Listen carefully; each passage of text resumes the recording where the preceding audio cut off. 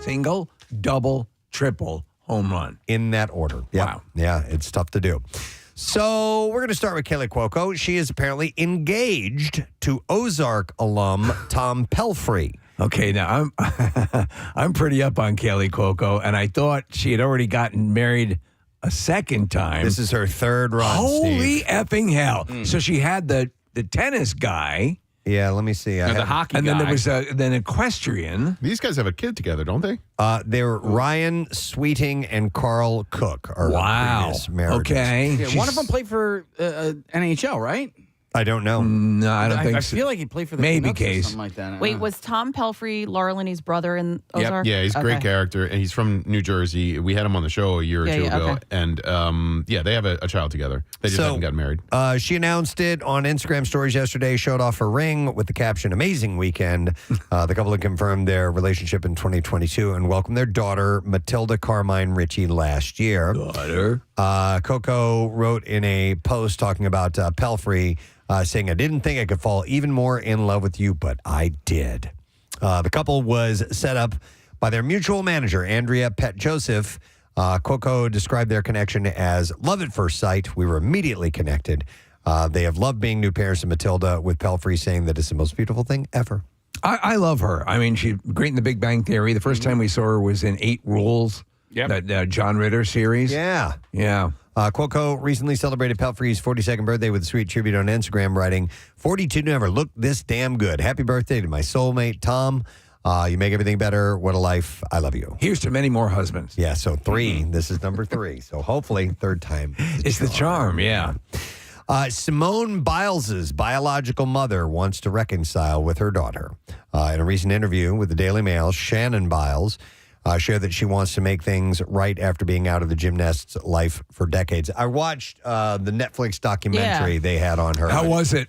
It was really good. I mean, if you don't know much about her, she's a powerhouse. Pretty man. amazing. She's incredible, yeah. I started watching it. I didn't watch the full thing, so I didn't get too much into the parents, but her mother is her grandmother? Correct. Kathy, at any point, was there a man with a mullet singing about tigers? You might have been on the wrong series. Oh, that wasn't about Simone Biles?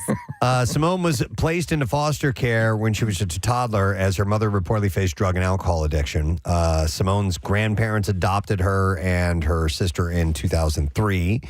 Shannon says that she wants to move forward in their relationship, but is also letting Simone be the one to make that move. She said, "I'm waiting for the opportunity, but I'm waiting on her to be able to come to me. I love her. I'm very proud of her." So, Was she, in fact, named after the character in Pee-wee's Big Adventure? I don't think so. Okay. I think you made that up. On a side note, I tagged you, Preston and Casey. Brad Williams did a post yesterday about Simone Biles, and he has claimed her as an honorary dwarf because they are the same height. They're both 4'8".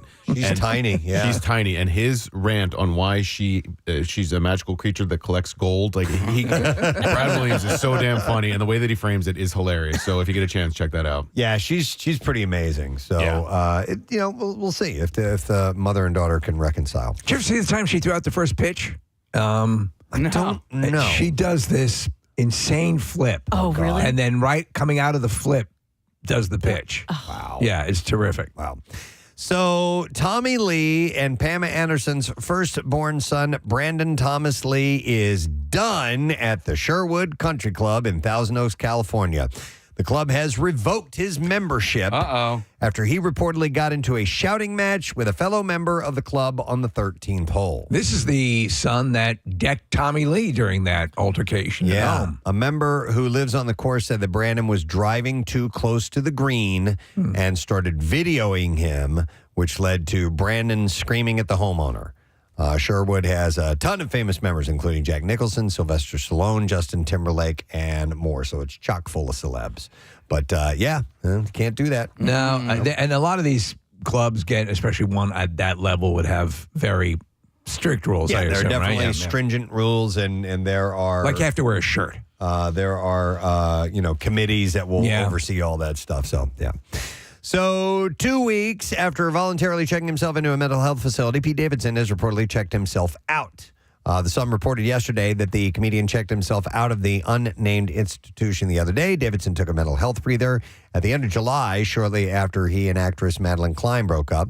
It was his second such visit to a facility in just over a year. He sounded good. He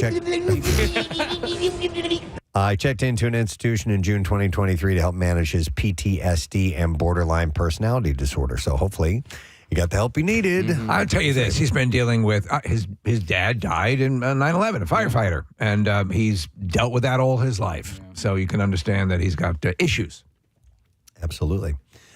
Back in June, we learned the sad news that actress Gena Rowlands was suffering from Alzheimer's. She was the one that was in The Notebook. She played the older version of Allie. So, of course, who has Alzheimer's in the movie. But unfortunately, she sadly passed away. TMZ reports that Rowlands passed yesterday at her California home with husband Robert Forrest, daughter Alexandra Cassavetes, and her son, the Notebook director, Nick Cassavetes, by her side. She was an Emmy award-winning actor, most well-known for the ultimately iconic role of the elder version of Allie in The Notebook, a character who was suffering from dementia, of course. Rowlands also had roles in Hope Floats, The Skeleton Key, Paris, I Love You, Something to Talk About, and many more. She was 94 years old. She's in a great movie called Gloria, where she plays basically a mob wife, the mob star, I believe, has died, but she's protecting this kid who some mobsters want killed, and it's terrific. I think she was nominated for an Oscar for it. Yeah. She had a few different nominations in her career, but 94, she had a nice long life.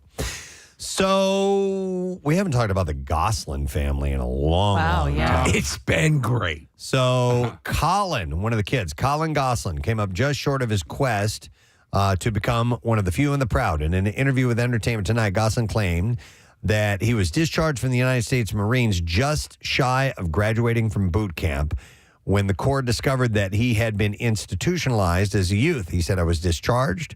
I was towards the end of the training, very close to graduating. The paperwork was looked into, and they found that I was, in fact, in an institution at one point in my life.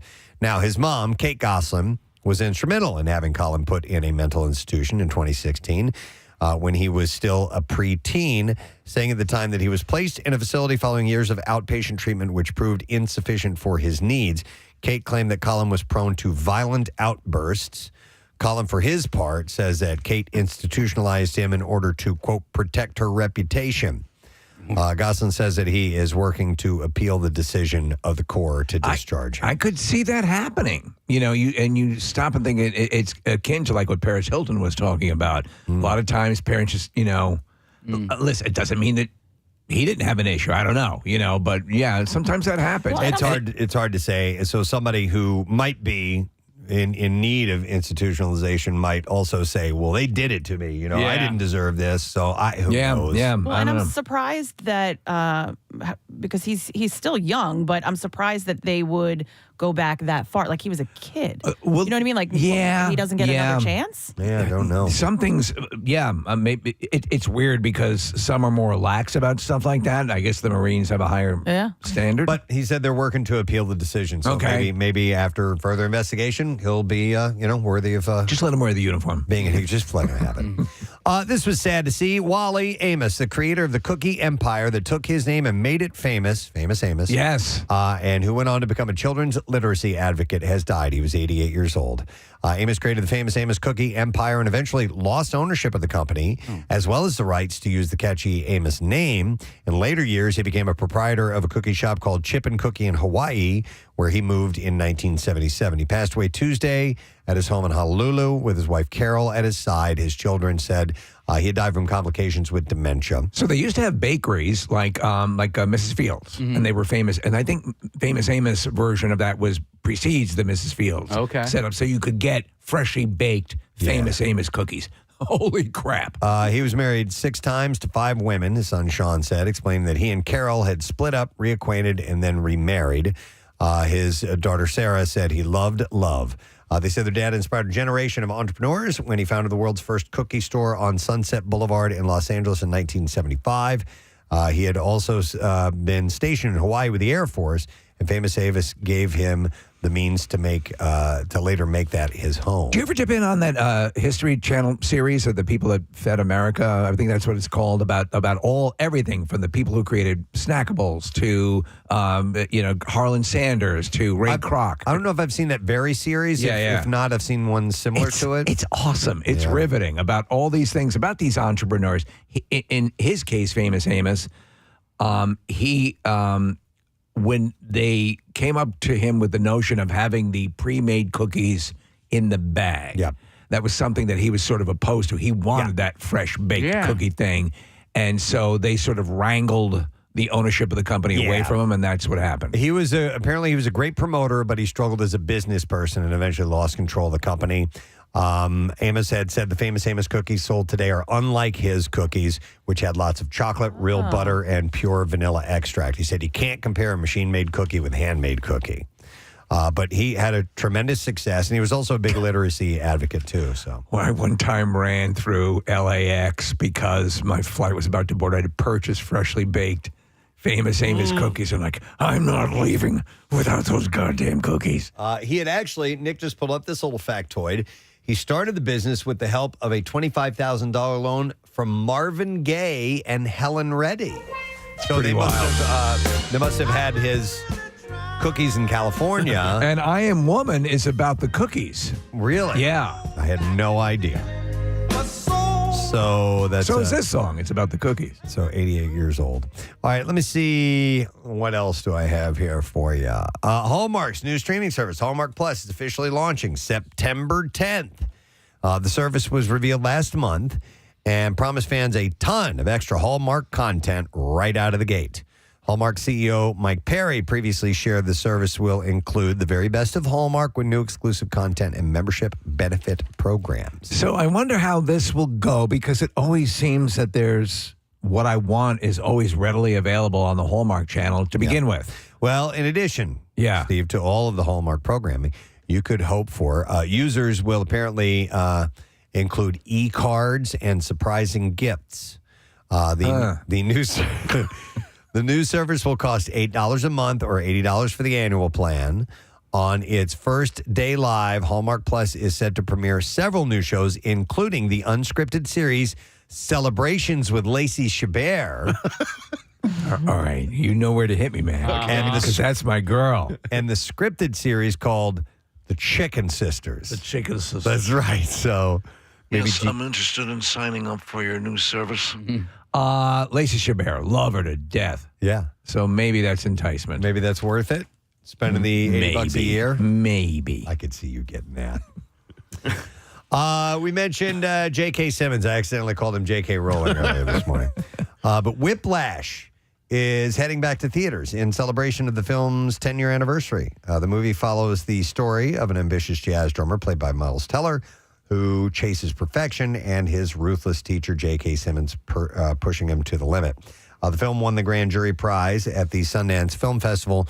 When it premiered in 2014, Simmons also won the Oscar for Best Supporting Actor at the 87th Academy Awards for his work. Yeah, the director and writer of the film in the studio, Damien Chazelle. And it will return to theaters nationwide on September 20th. Good movie. Yeah, definitely.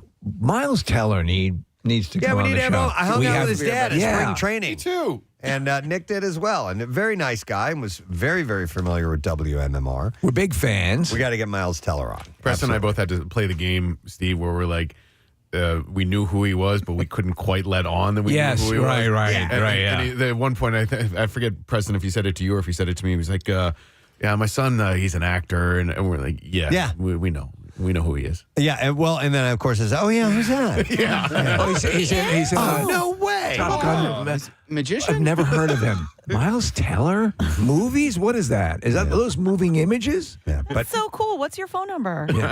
He was a super nice guy. Yeah. Absolutely. Sofia Vergara is the latest Modern Family alum to say that she wants to get some sort of sequel. She's even down for a TV movie. So they're doing commercials now for some sort of phone service. Yeah, Yes. it's WhatsApp. Yeah, WhatsApp. Yeah. So, I love that friggin' show. You could pick it right up and start it again. So she shared with Variety and said, I'd die to be on that set. It'd be so much fun. A TV movie, maybe.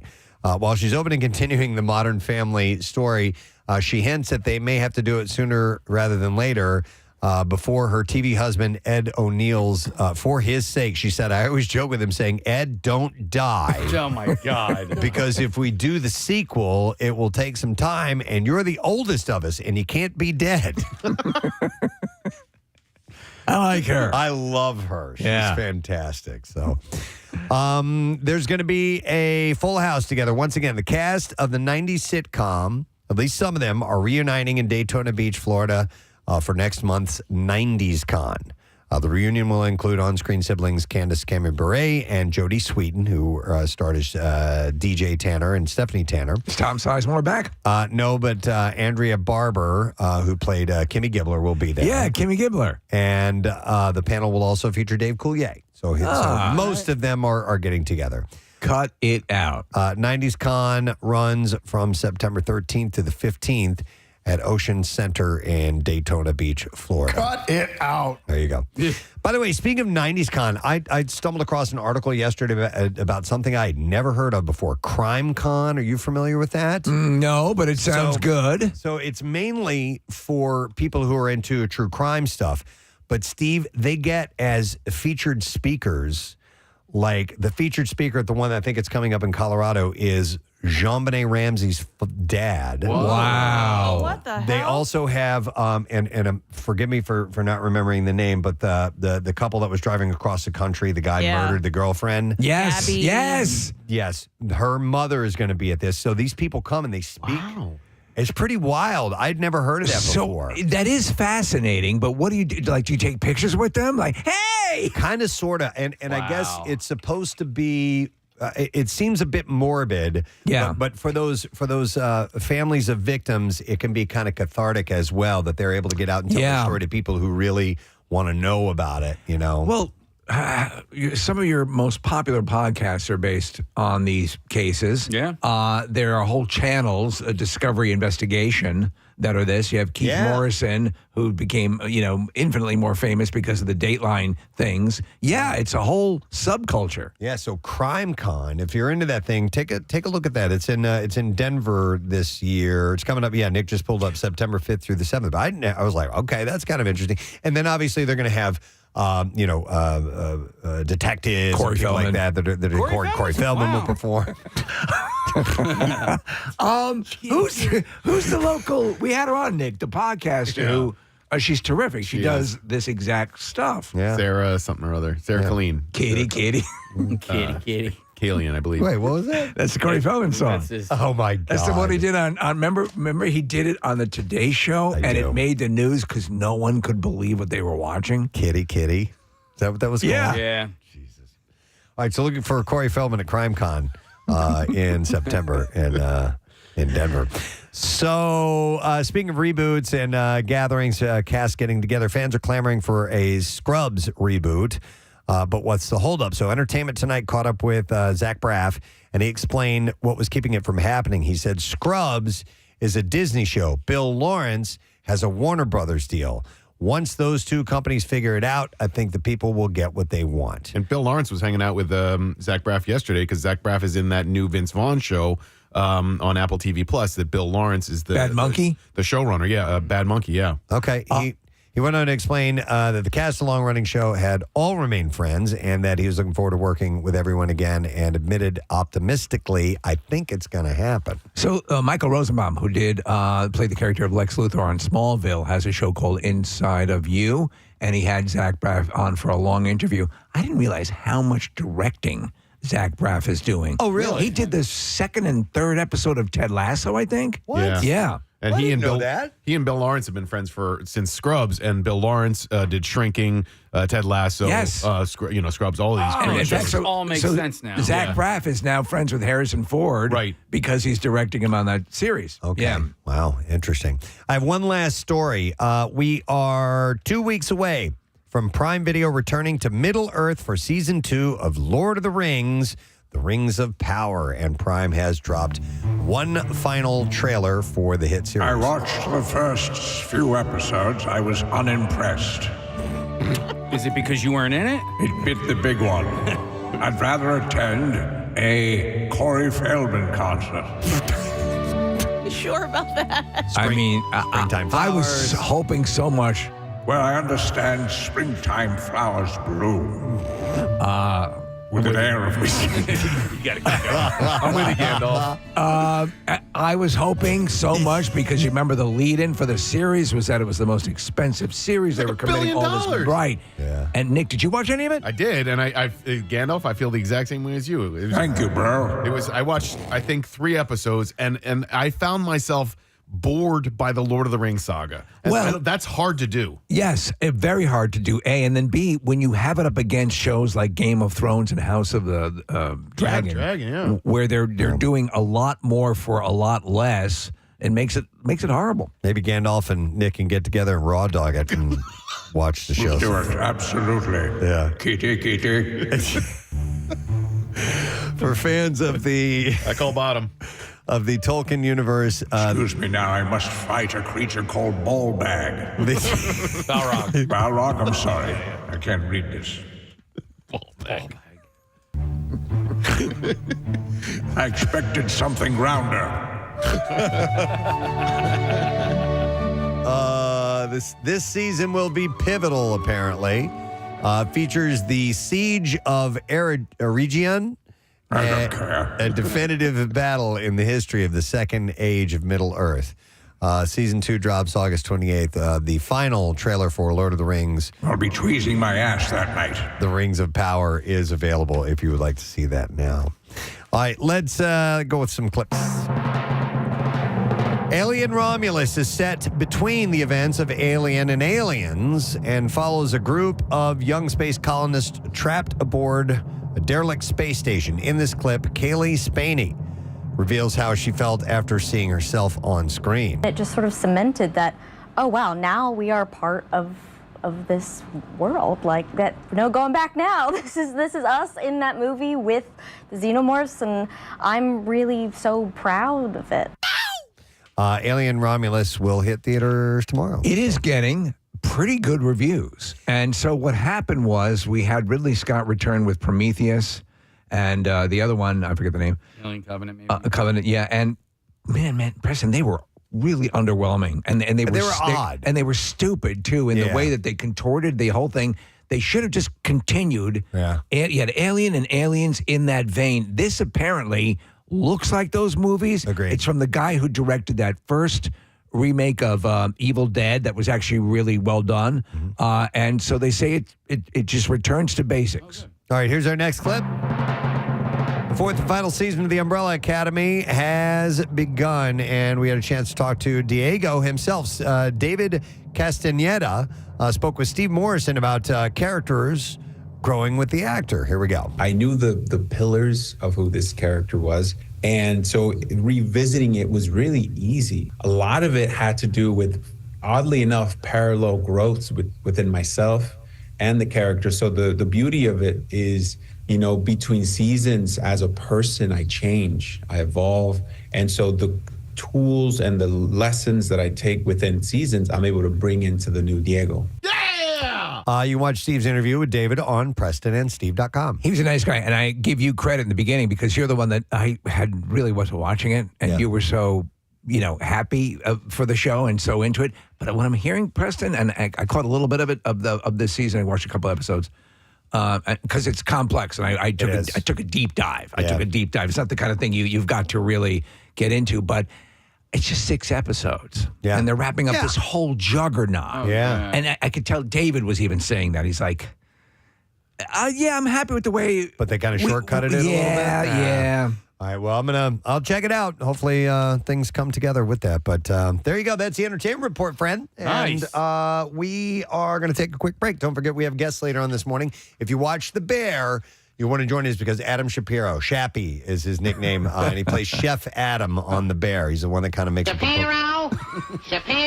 He's the one that makes an offer to Sydney if you watch. We got to play that for him. All right, we're going to break and come back in a moment and continue this glorious Thursday morning. Stay put. We'll be right back.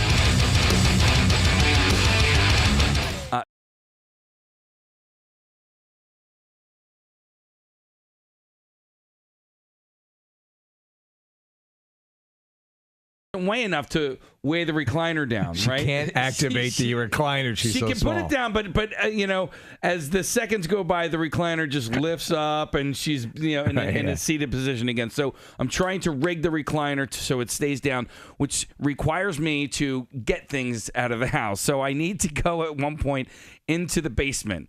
And I'm 41 years old, Steve, and I opened the basement door, and it's dark down there, and I was like, oh. Ma, can you come with me? So, yeah, Mom just had a hip replacement, has to walk Casey down the stairs into the basement. So your childhood fears come rushing back. Oh, Steve, I had chills up and down my arm. You've now passed on the basement because it's too scary, and you go up to the second scariest room, or perhaps the most scary. Yeah, Are you crapping yourself? Well, not yet. I'm like, oh man, I have to move a couple of things. I open the door, and I look at the top of the stairs, and there's a thing there. I was like, oh man, what is that? So I turn, a thing! There was something at the top of the steps.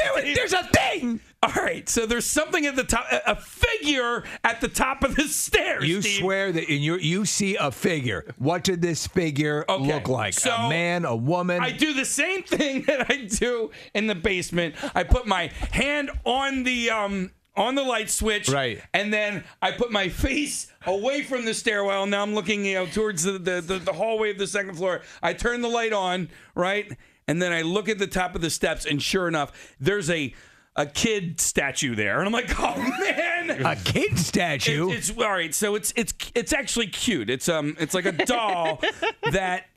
It's a kid, like, you're supposed to put it up against the wall where it looks like the kid's crying, like he's having Come play with me. He's having a temper tantrum. Oh, one of those things. Right. You've seen those where they're He's like this, Preston. It's like a stuffed. Okay. Right, and it's supposed to look like a kid or playing hide and go seek. Right. Okay. But when I see it, I just get chills all down my arm, and I'm like, oh my God. And you're sweating. And I'm sweating, and I still. Because I love my mother, I have to go to the third floor and find something. Face your fears. So that we can play together forever and ever and ever. So I have to go up these steps, and I'm just thinking to myself, I'm like, okay, just don't turn around, right? To this kid statue. I'm 41 years old, by the way. Don't turn around, right? So I go up to the top of the steps, and there are no lights on the third floor. So I have the one light in the stairwell. I'm like chills the whole time, and then the demon room was there, and it's all dark, and like were you embarrassed? No, I was by myself. I'm embarrassed telling you guys now because I'm 41 years old, right. and I'm afraid of 41. ghosts. Yeah, everyone in Philadelphia is listening. And so I had tunnel vision the whole time I was up. By the way, not to make this story any longer, if you too are afraid of something in your house, feel free to call in and share your stories. 215-263-WMM. Marcus is taking a long time. Go ahead. No. The story's over. I got what I needed. Oh, we ended. Yeah. I didn't realize I got what I needed, but the fear did not leave me. The chills did not leave my arm until I came all the way downstairs and got to where my sister was there too. Why didn't your sister go up? I don't know. Because I'm the man of the house. The man. I was the man. Clearly, let me go have the heart attack. The man of the house. I'm gonna go up. I'm gonna crap myself. I'm gonna go get the ladies, please. Wow. I think there's a porn star named Huge Ackman. Do I? think so. Do we think? Or, Yeah, I think there is. I'm going to Google it. Okay. You do what you were doing there. Huge Ackman. Or Hugh Jackman. I like Huge Ackman because there's John E. Depth. Yeah. We do know that. John E. Depth. Huge Ack. The production manager for Guns N' Roses, the current lineup on the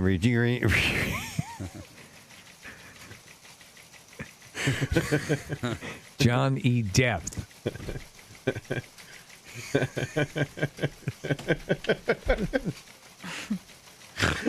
Okay. What about Wilfred Rimley? Yeah. Rim. Yeah. I like that. He's a Bill Ackman.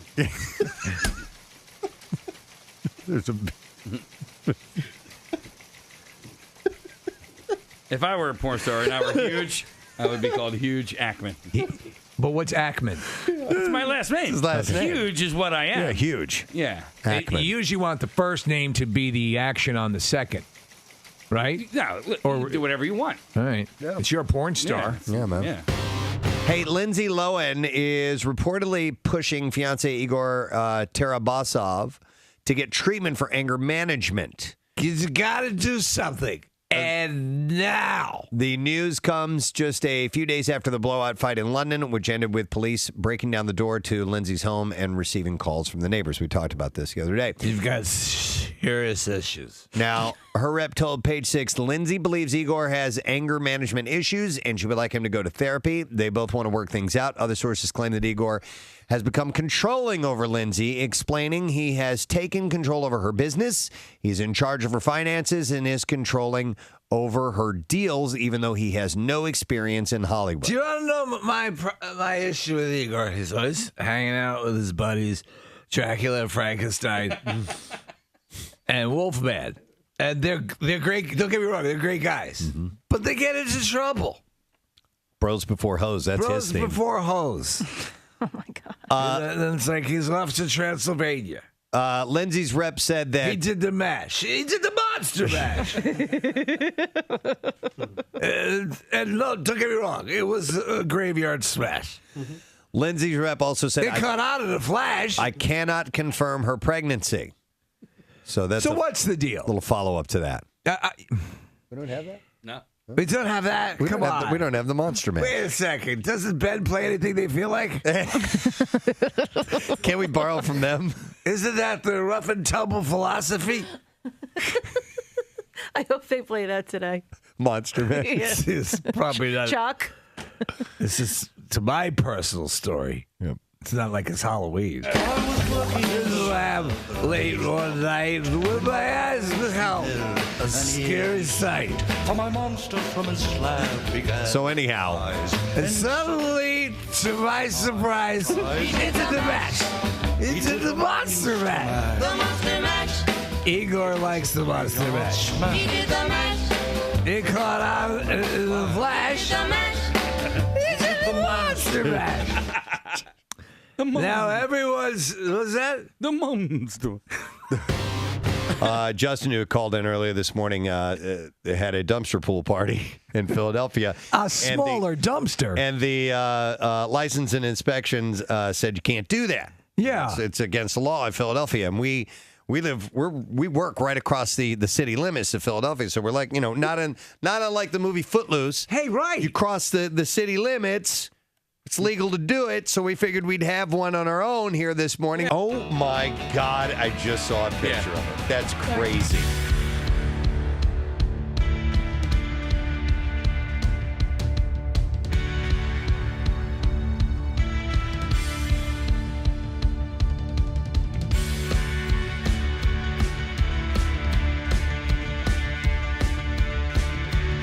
One person who might be ready to get in the water. I'm looking at Casey. He's wearing goggles and he has a, what do you call it, swim cap on? A USA skin cap, right? Yeah. I'm ready for the dumpster pool Olympics. A star-spangled swim cap on, ready to go. There's history to be made today as well. A team of Casey's. Attempting the world record for laps underwater without taking a breath in a dumpster pool.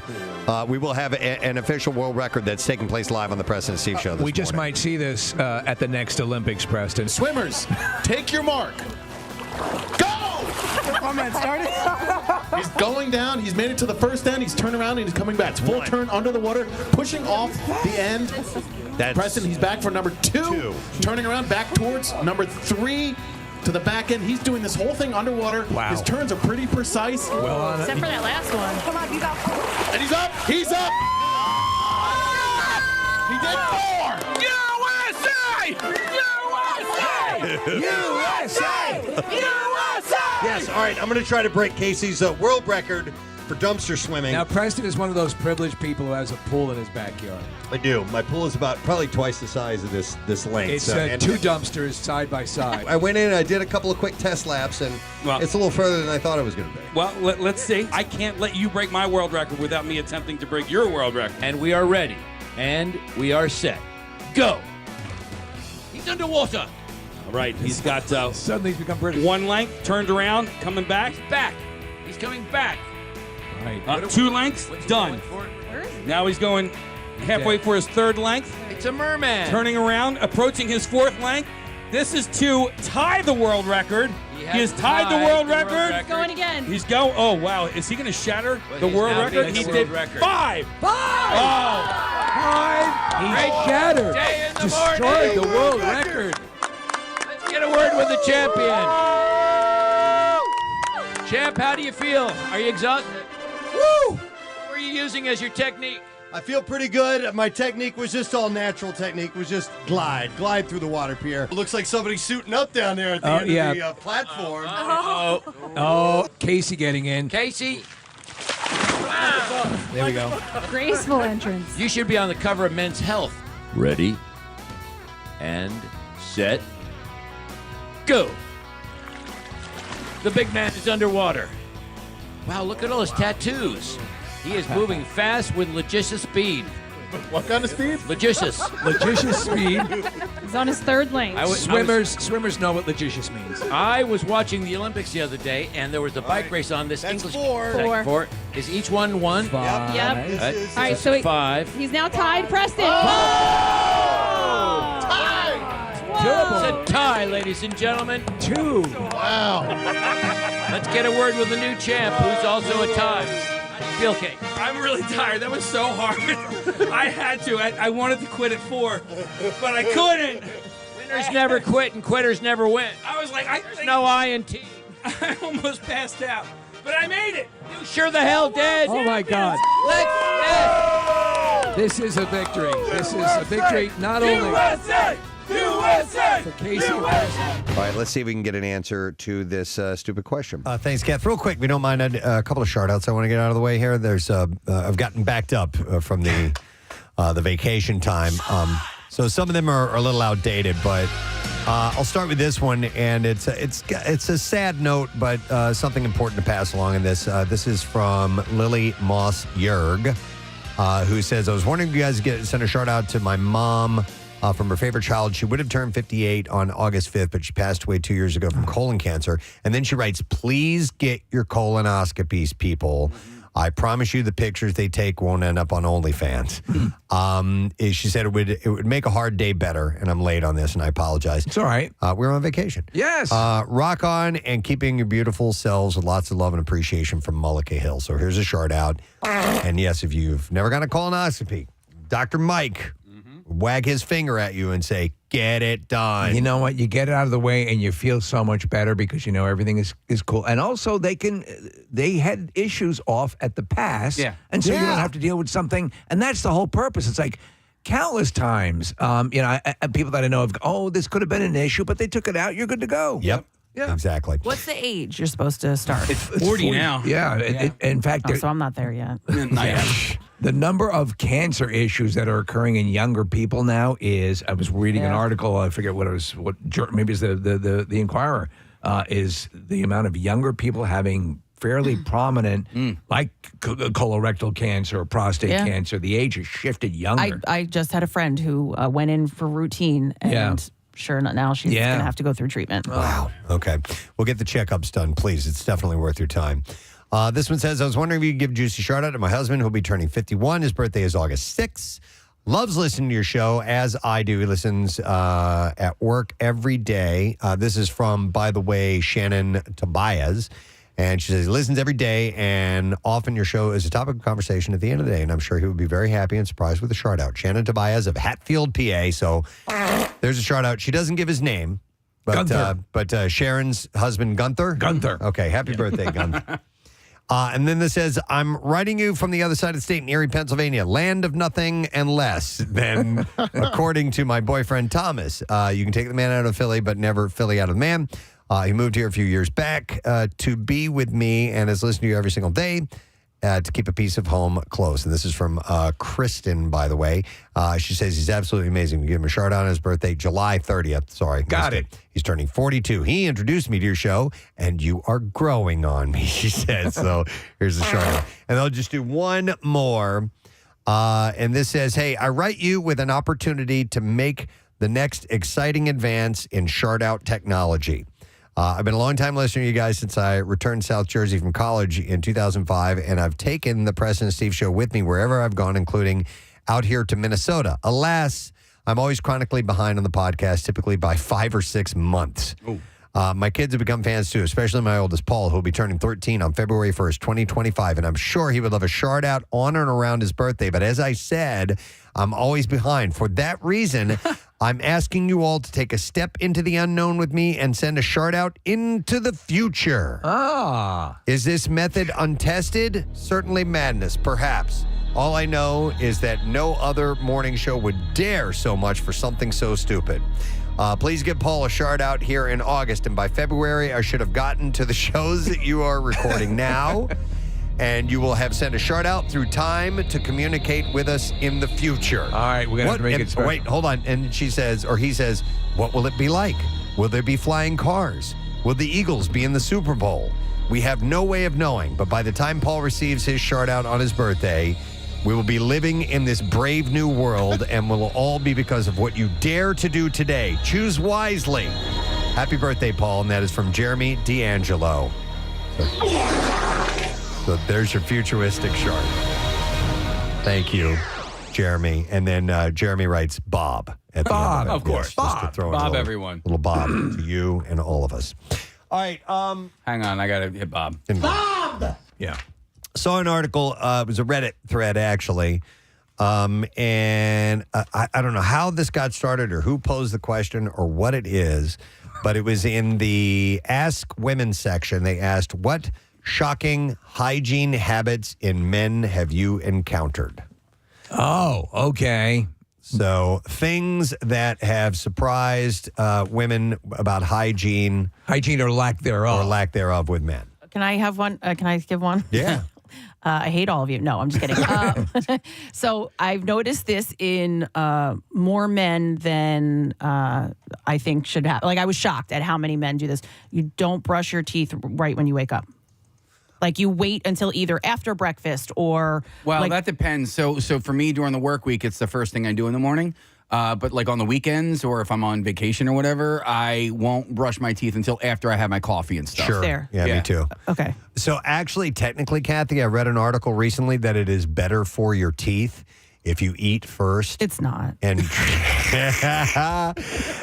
eat and drink before. I just can't imagine, like, morning breath, like brush your teeth. Even okay, so eat and have your coffee and then do it again. But like, I just can't imagine like leaving the bedroom without brushing your teeth. Well, you leave the bedroom to go to the bathroom. Oh, you know what I mean. So I brush my. That's the first thing I do. So after if I take a whiz or whatever, then I brush my teeth, and then the last thing I do at night before I get into bed is brush my teeth. I do it every day on the work days. Casey, I'm with you. Yeah. On vacation or weekend, I'd go half the day before I brush my teeth. Yeah. Oh, really? That's what I was. That's what I was shocked I can't at. stand that taste. That's what I was thinking. But do that's you use mouthwash, all of you? I don't have breath. I don't. My mouth doesn't taste bad. You don't have like morning breath. Kathy, like, kiss just like him. I probably What do does to it other taste like? people, but to myself, it tastes just fine. French kiss Preston, and what does it taste like? But there's a lot of people. There's a lot of men, at least that I've heard of. All right, so it's a hygiene thing that you. Yeah. I look at it this way. My son will take a shower before he goes to the gym. I'm like, why would I brush my teeth before I have this hot cup of black coffee? I'm with your son. Yeah. I cannot.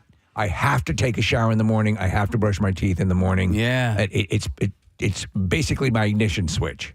Aren't all of any options fine? Yes. Yeah. Like whatever floats your boat. If it, and also overbrushing is a thing and overshowering is a thing. But if if it gets you through the day, who gives a crap? Hold on, what's over showering? 5 showers a day. That's no, too but many I'm showers. saying, but what is the what's the down? The liability to that? To you dry like your I skin can, out. like if you brush your out, you're washing off hold on. oils and things that are important for your skin. Okay. I'm 2 showers a day.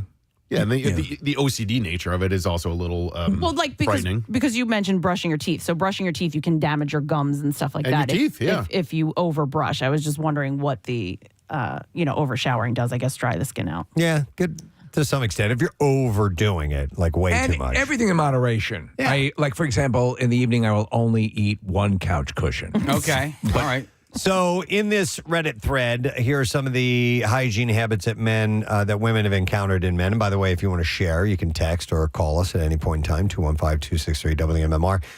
This person chimed in and said, not washing their hands after they go to the bathroom because they don't think they're dirty.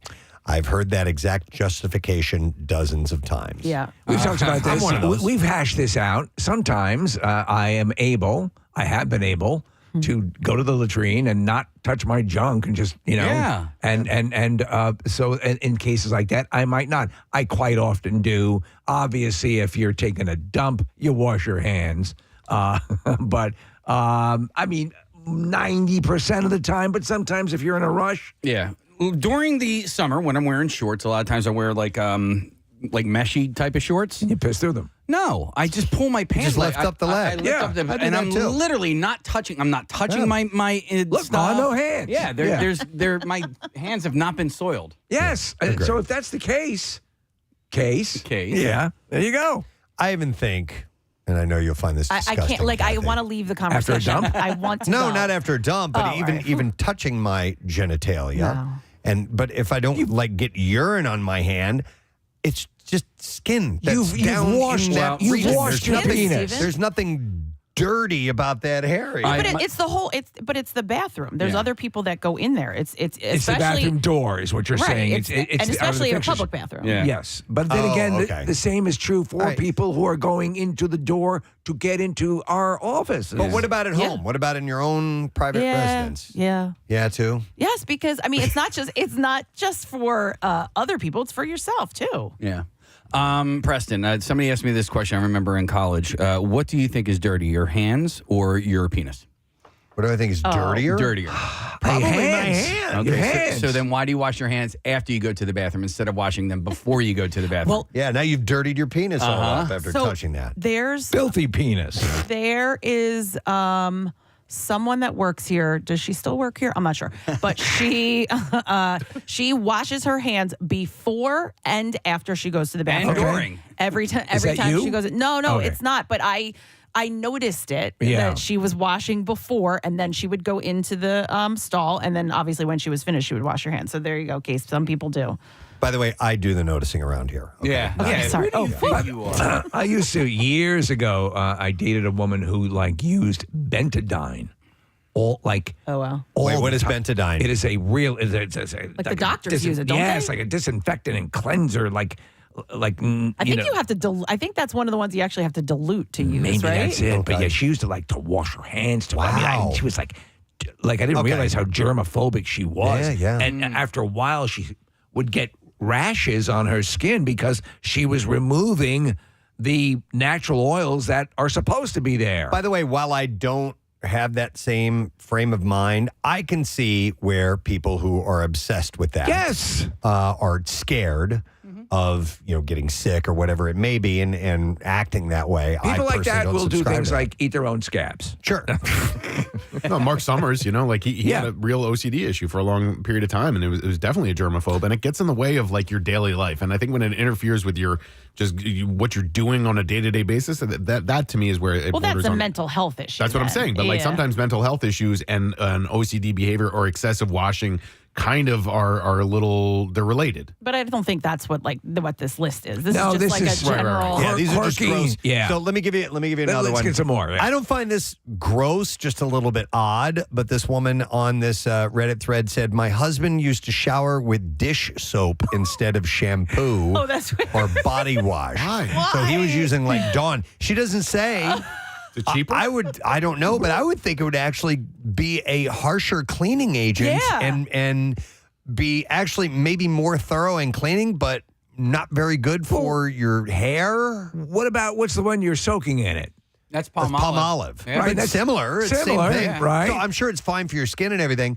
It may not be good for your hair. It's probably cheaper than shampoo, too, so maybe that's why he was doing All right, it. here's the first thing that popped up on Better Homes and Garden. It says, first, let's get this straight. Replacing your regular shampoo with Dawn is definitely not recommended. However, some people swear by using a very small amount of dish soap to get rid of stubborn buildup. You know, I think grease, it's led to that also the fact that you see the Dawn being ducks. used for the ducks. Yeah. Yeah. Well, but the buildup in your hair can actually come from shampoos and conditioners. I will as use well. it to wash the duck on my head. Dude, we should go old school and use stuff like Comet. Oh my God. Does that even exist? Jesus Christ. Does that even exist anymore? Yes, it those does. powdered sink cleaners. I told you I was creating I was using Ajax. a lethal gas. Similar, yeah. With I forget what I was using. It's Bleach. what they told me to use. Bleach and ammonia. Bleach and the Comet, whatever the hell it was. Yeah. When you combine bleach and ammonia, Oh it my turns into God, a deadly gas. you couldn't breathe. I'm going to go to Mark. He wants to jump in about something. Hey, Mark, good morning. Good morning, guys. How you doing? Good, bud. All right, so we were talking about men and disgusting habits. Is there something you want to share with us? Well, it's fresh on my mind this morning. I had the Breakfast of Champions, me and my wife this morning, and I was a little pressed for time, so I'm on my way to work, and I got her essence all over me. And, all over your face and in your mustache. Oh, my God. All right, so sex, no shower, and you went right to work? Right to work, baby. Thinking about you, honey. By the way, that was the best ever. Mark, does this happen regularly? Depends if I get up early enough. All right, but no time for shower. And Sorry, man. Get out the door, yeah. do you think this would bother her at all if she knew that? No! No. Okay. I wonder if your coworkers can recognize that smell. Yeah, Yeah, right? Yeah, Is that Mark got it on Gladys? this morning. Yeah. All right, thank you, Mark. Appreciate it. No, I would take a shower. I would definitely clean up after that. And bleeding into it too. I mean, you'll be nice and clean if you can, right? Let me go. This sounds interesting. Monica has an observation. Monica, good morning. Good morning. All right, so you wanted to share a weird little habit or disgusting habit with us. So my boyfriend, he'll get out of the shower and he'll walk around, but he won't dry the top half of his body off. And he will put his T-shirt on, and it'll still be soaking wet on his back, but he calls it his air conditioning. So he's still wet, and it's keeping him cool. And I just think that I've never heard I've of seen that. some people do this. Wow. Yeah, where Really? they'll put the shirt on, like they'll get out of the shower and they'll wait a little bit, but they won't towel off, and they put the shirt on while they're still sort of wet. And they still have, Yeah. they have like wet stains wet soaking stains, through, yeah. Monica? he'll have wet stains on his back. And I'm like, you're going to work. He's like, oh, it'll be dry by then. And I'm like, that's fine, but See, I don't like the feel of that. I on don't. my Yeah, skin. the Also, feel, you can't. No. When you put the shirt on, you can't pull it, and you Yeah, know, and it sticks. Yes. Yeah. Is he a bald? Does he dry his hair? no, he's bald. Okay. There you go. All right. Okay. I Interesting. feel like that goes like all, like you start at the top, go to the bottom, and it's But he dries his legs. not much. But he dries his legs, Monica. Yeah. Well, if you got the towel out to dry your legs at that Finish point, it. Well, yeah. I feel like because he gets out and he just wraps it around his waist, he just goes down and never up. Okay. Never All heard right. of that. Thank you, Monica. Appreciate that. Jace does the same thing. Really? Yeah. No kidding. Yeah. And I'll put the shirt on wet. Put the shirt on wet. And you don't care, or I mean, you it's ever not, say anything to me, to him? that's not disgusting. It's weird, but Okay. not, you know what I mean? He's clean. Yeah, It's just water. I wouldn't call it gross. It's just like that's Yeah. kind of strange. Weird. All right, here's one from a woman who wrote in, had a one-night stand with a dude who didn't wipe his butt properly. No. Oh boy. That is No, terrible. no, no, What the no, hell? no.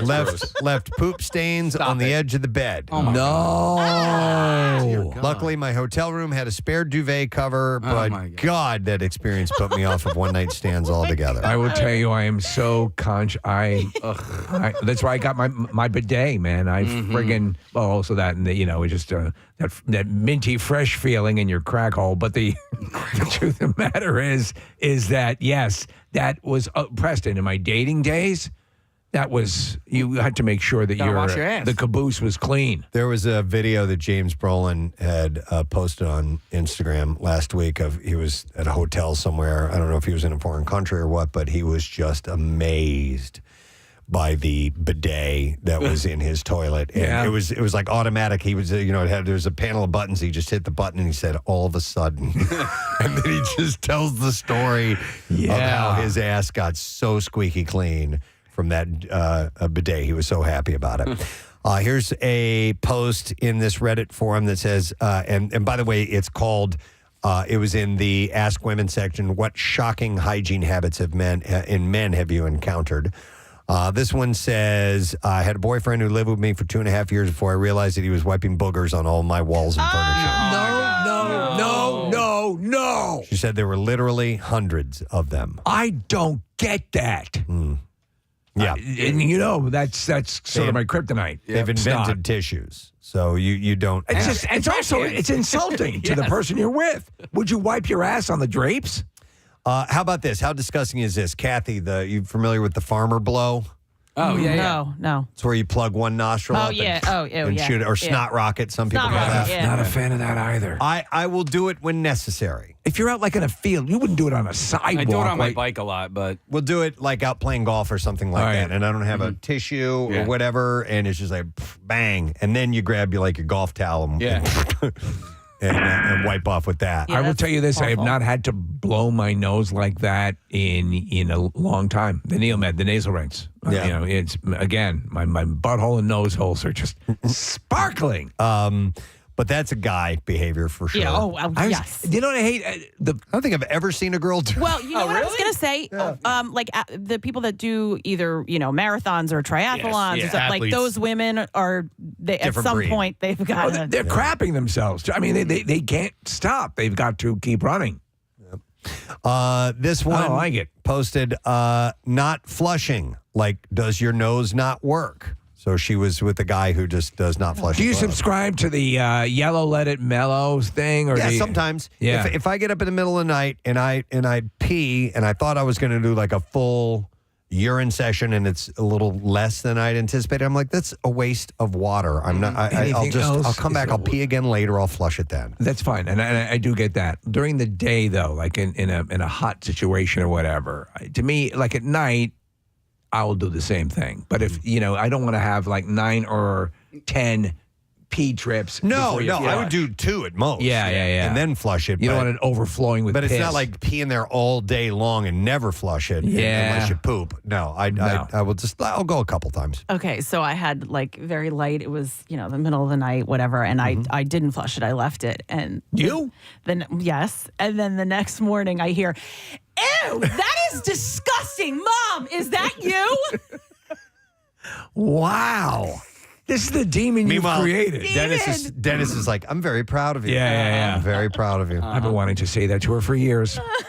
Every now and then I do get, for whatever reason in my home, somebody doesn't flush after they've pooped. Now, I don't know if that's they didn't realize the toilet had clogged when they had flushed it, because that certainly can happen. Who's laying down that kind of cable? You just flush them. Oh, well, we have efficient toilets. Right. So you have the option of. Well, it means if you lay a dookie that's too big, it's gonna, and it doesn't even have to be that big. Right. But it gets clogged up. You get the turbo. Easily. Yeah. Very Really? easily. Yeah. And in fact, when we had the house built, our contractor told us, it's like, by the way, you guys ordered these toilets just to let you know, if you lay a decent sized one, it's going to clog up. Wow. Will you have to double flush?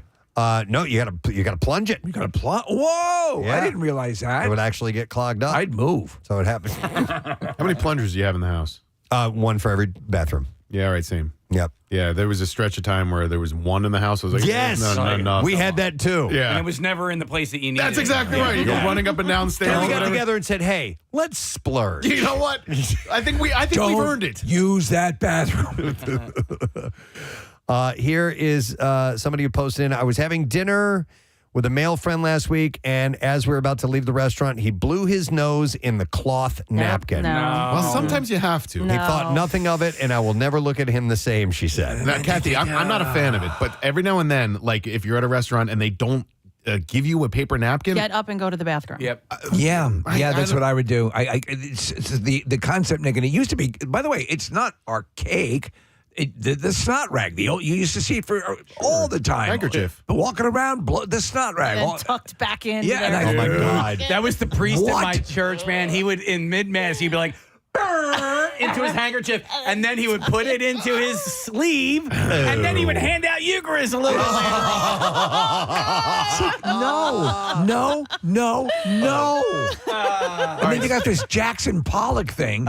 Kathy, here's a serious etiquette question, because I have this thing called gustatory rhinitis, and if I have anything that's remotely spicy or whatever, my nose runs automatically, and almost every time I ever eat, my nose runs, especially if I'm in a meal. And if I'm in a nice restaurant and they serve cloth, they serve the meals with cloth napkins, when I sit down, I will ask for a paper napkin. But if I'm eating and my nose starts to run, do I go cloth napkin, or do I get up while I'm eating and sprint to the bathroom? Well, knowing that what you already know ahead of time, go get the cloth napkin before you start eating. When I sit down and I ask for a paper napkin, if they haven't brought one yet, just let's. Here, you asked me. I'm gonna give you. It's unfortunate, but you can't go out to dinner. I would like that ruling. Dine and dash. Yeah. Yeah. Hey! It's annoying. It's every time I'm out, and if I'm at a restaurant with a cloth napkin, I don't like it because I'm forced to deal with that every damn time. Listen, I get it, but it's also the same piece of linen or whatever you want to call it that you might spit a piece of food out of your mouth into. That's why I'm okay. I'm okay with it. It's the people around me that are annoyed or whatever, and they have to deal with it. Yeah, I completely understand what you're saying. I would use Kathy's method. I would go to the bathroom. I'd go to the bathroom and use toilet paper or spit it into the toilet or whatever. But I get it. I don't think you're being ridiculous by doing that at that moment. I It's would just just not, it ain't my scene, bro. I'd sit across the table from you with my eyes wide and. Yeah. All right, this last one on there. I've never been so turned on. No. We got a couple of calls to go to. This is just beyond repulsive. This is my ex used to pee in the sink because it was more comfortable. Oh my God! You've done that? Wow, how tall is this guy? It's actually pretty comfortable to pee in the sink. Is it? I don't know. I'm only 5'7". She said, I realized after about a year where those yellow stains came from, and he would not stop doing it, even though I asked him to. So I was drunk when I did it. If there were yellow stains, that means he was getting splashback from it. Yeah. That no. If you're gonna do it, well, clean what up. you do, you turn the Water faucet on while you're doing it. So Is that what you do? Yes, that's how you do it. At your friend's house. Let me go to Mike. Hey, Mike. Good morning. Good morning. How you doing today? Good, buddy. All right. It says here you're a mechanic, and that puts you in a position to notice some interesting things. I got a few stories for you if you want to listen to them. We want to hear them. I'm sorry, sir? Yeah, we want to hear them. Go for it.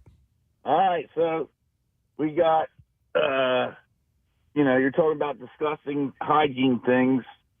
You got, you start working. Just give us one story. Door, you got to pull the door panel off. You look on the floor, and all in the door panel, there's all fingernails and toenails and clippings like all over the place. All right, All right, on that level, you bring up a good point. I mean, so I don't like seeing a battlefield of toenails and fingernails on the floor. I do it over the toilet, or I'll do it in a garbage can. I can't. It's not. You can't just randomly do that anywhere. I have a toenail story in a moment. I'll tell you. I'm talking like hundreds of clippings. Wow. Everywhere. And this is in the car. Interesting. Yeah. Okay. What else do you find? I got yelled at by a customer one time because we had to work behind the glove box on the heater system. And when we put it back together, there was stuff behind the glove box. Okay. And there was like maxi pads and tampons behind the glove box. Used? No, and the father yelled at us because he thought we put it in the glove box. Oh, my like God. a joke. Yeah, the old I'm going to hide tampons in the glove compartment mechanic joke. Remember when the hot mechanic opened my glove box and the tampons fell out onto the floor at the Audi dealership? That was I fun. remember you telling that story. All right, Mike, we appreciate it. We actually got to wrap here in a second, just so thanks for your call. One other quick call. Well, let me tell you a toenail story. Yeah, please. So I was in the bathroom. I was trimming my toenails. I had my foot up on by the sink. Yeah. And that way I was going to clip them. They fall into the sink, and then I was going to pull them out and throw them into the trash. Right. Which is an easy way to collect. Yeah. There's a bowl in front of me. Well, I have very brittle nails because of the psoriasis that I have. And so when I click it, when I snip it, they're very rigid. And so they're springy. Oh. And so I clip one of my toenails, and it shoots up into the air, ricochets off the wall, and landed in the toilet. And I'm like, well, that was pretty That's cool. pretty impressive. Because it was kind of across the room. So I continued on and clip a couple other nails.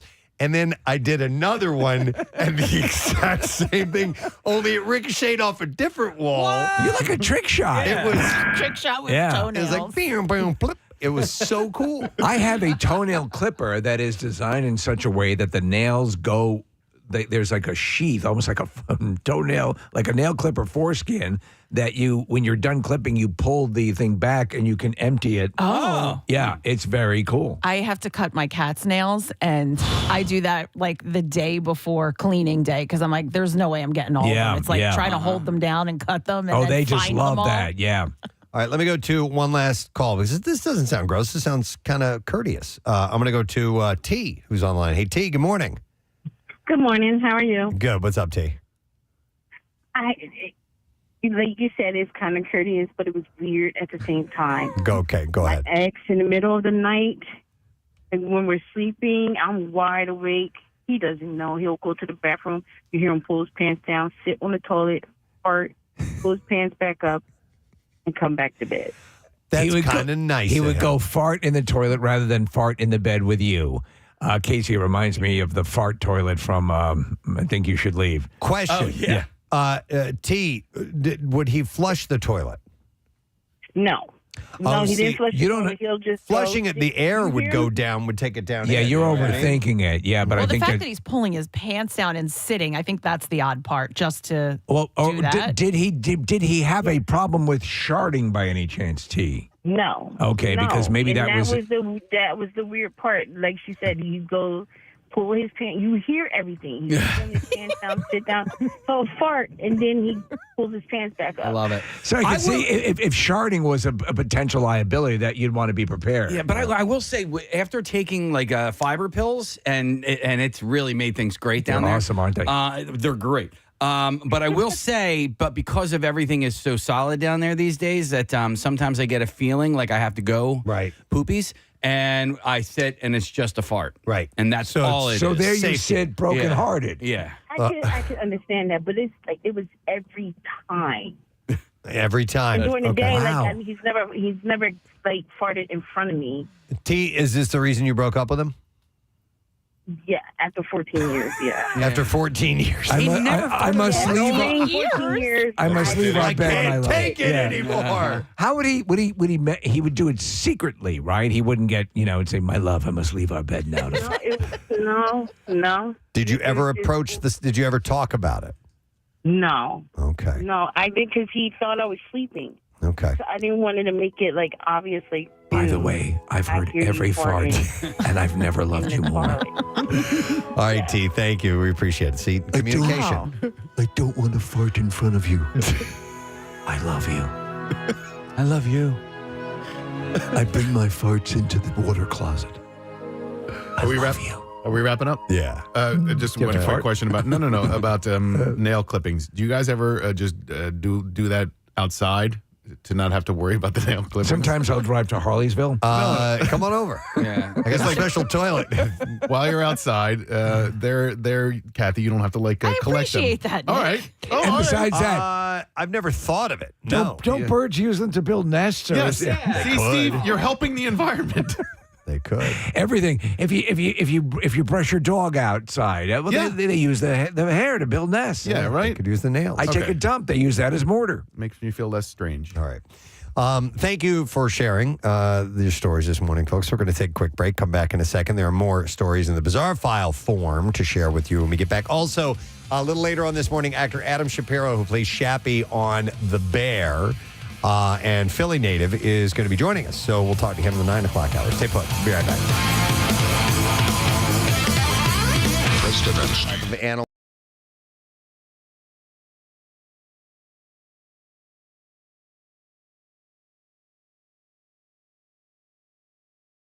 Dolly, the first mammal cloned from an adult somatic cell in 1996 when that happened. 215-263 WMMR, and it looks like Mike here was our first caller in, so I'm going to go to him. Good morning, Mike. Gadzooks. Gadzooks, my man. So what type of mammal was it? A sheep. A sheep, yes. Dolly the sheep. That's the audio of the cloning process.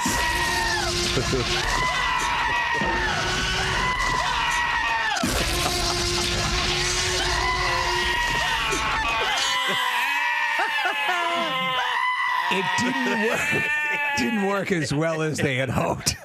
There were complications.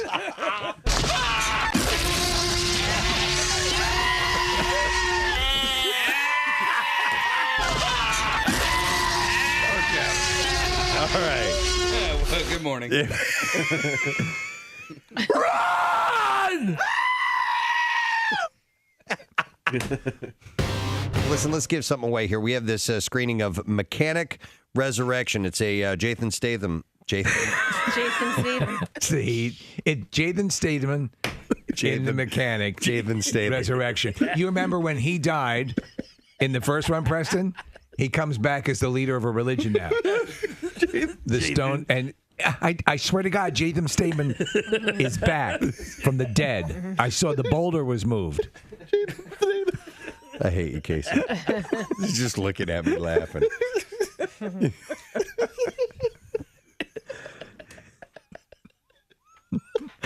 Such a great name. Jason Statham. My favorite is Kathy, though. And everyone does it. Everybody does it. Everybody. It goes between Kathy and Casey. The hybrid. Kathy. All right, so I have tickets to see The Mechanic Resurrection starring Jason Statham. Steve sent me this story. President Lyndon Baines Johnson would apparently, according to this story, relieve the stress of his job by sleeping with prostitutes. But see if you can't leave me about it. It's him talking to a hooker. Ends round under my back to my bunghole. What I need you to do is to do a little thing with your index finger and tickling in the general area of my taint and the back of my bunghole. Hope they're not recording this. Just very matter of fact. He's actually, they were world leaders in the Oval Office at the time he made that call. Excuse me, folks, just got to take this call from my hooker. But one of his prostitutes includes one favorite whom he would introduce as a family friend. Penny, who had a clean-cut look, according to Blanc, she would be spirited away to a series of ranches between Austin and LaGrange. There, she would be introduced as a friend of Johnson's family until the pair could find somewhere more secluded. Oh, man. She visited The crotch down where your nuts hang is always a little too tight. He's very specific with his hookers. Where your nuts hang. You know where your nuts hang. Yeah, that's in the crotch area. You know, in that exact area where the poop comes out. You know what I'm talking about. I know the sweat kind of congeals around just behind your testes. Jesus. That's the president. Were you nuts? And you really can't tell. You said, Jamie, hand down there and take a good snip on your fingers. What's working down there? What do I got? Is this hooker friendly yet, or do I got to run the old pee-pee down under the water a little bit? Clean it up. Dude, you smell your fingers. Yeah, you know, so the hooker don't wince when you're on top of her doing a little rodeo, you know? You know what I'm saying.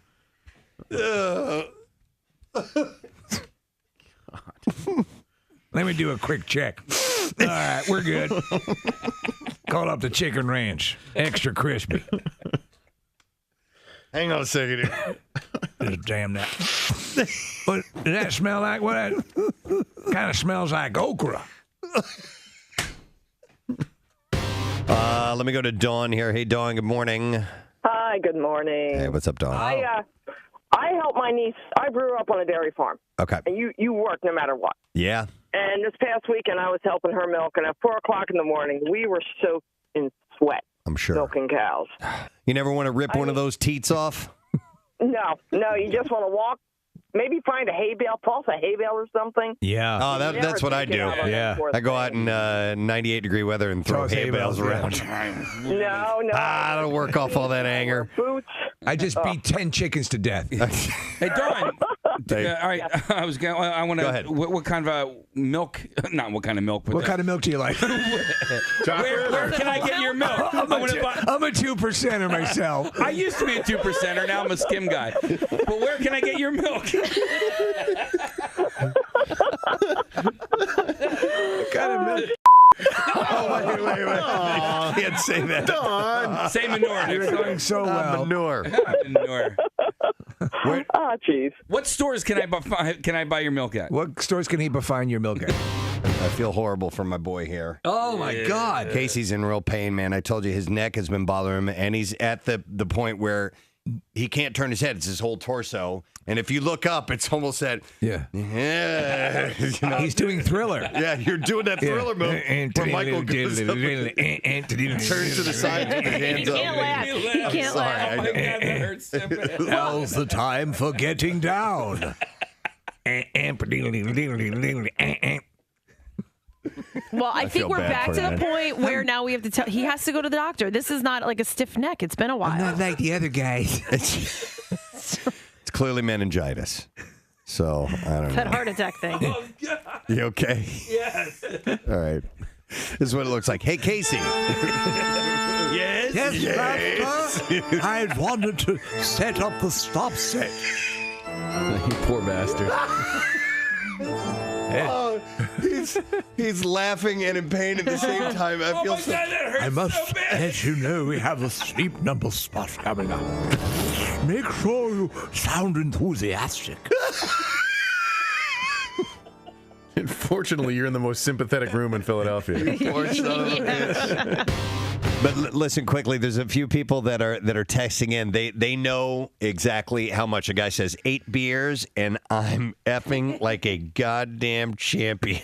Yeah, but 10. That's a lot. But That's the fine Kathy's line. right. 8 beers is a lot. I guess it would depend over what amount of time. But maybe you know that exact amount. You're in the pocket. That will give you duration. Yeah. Yet not completely cancel the party. Without urination. Duration without urination. Stand for it now. There we go.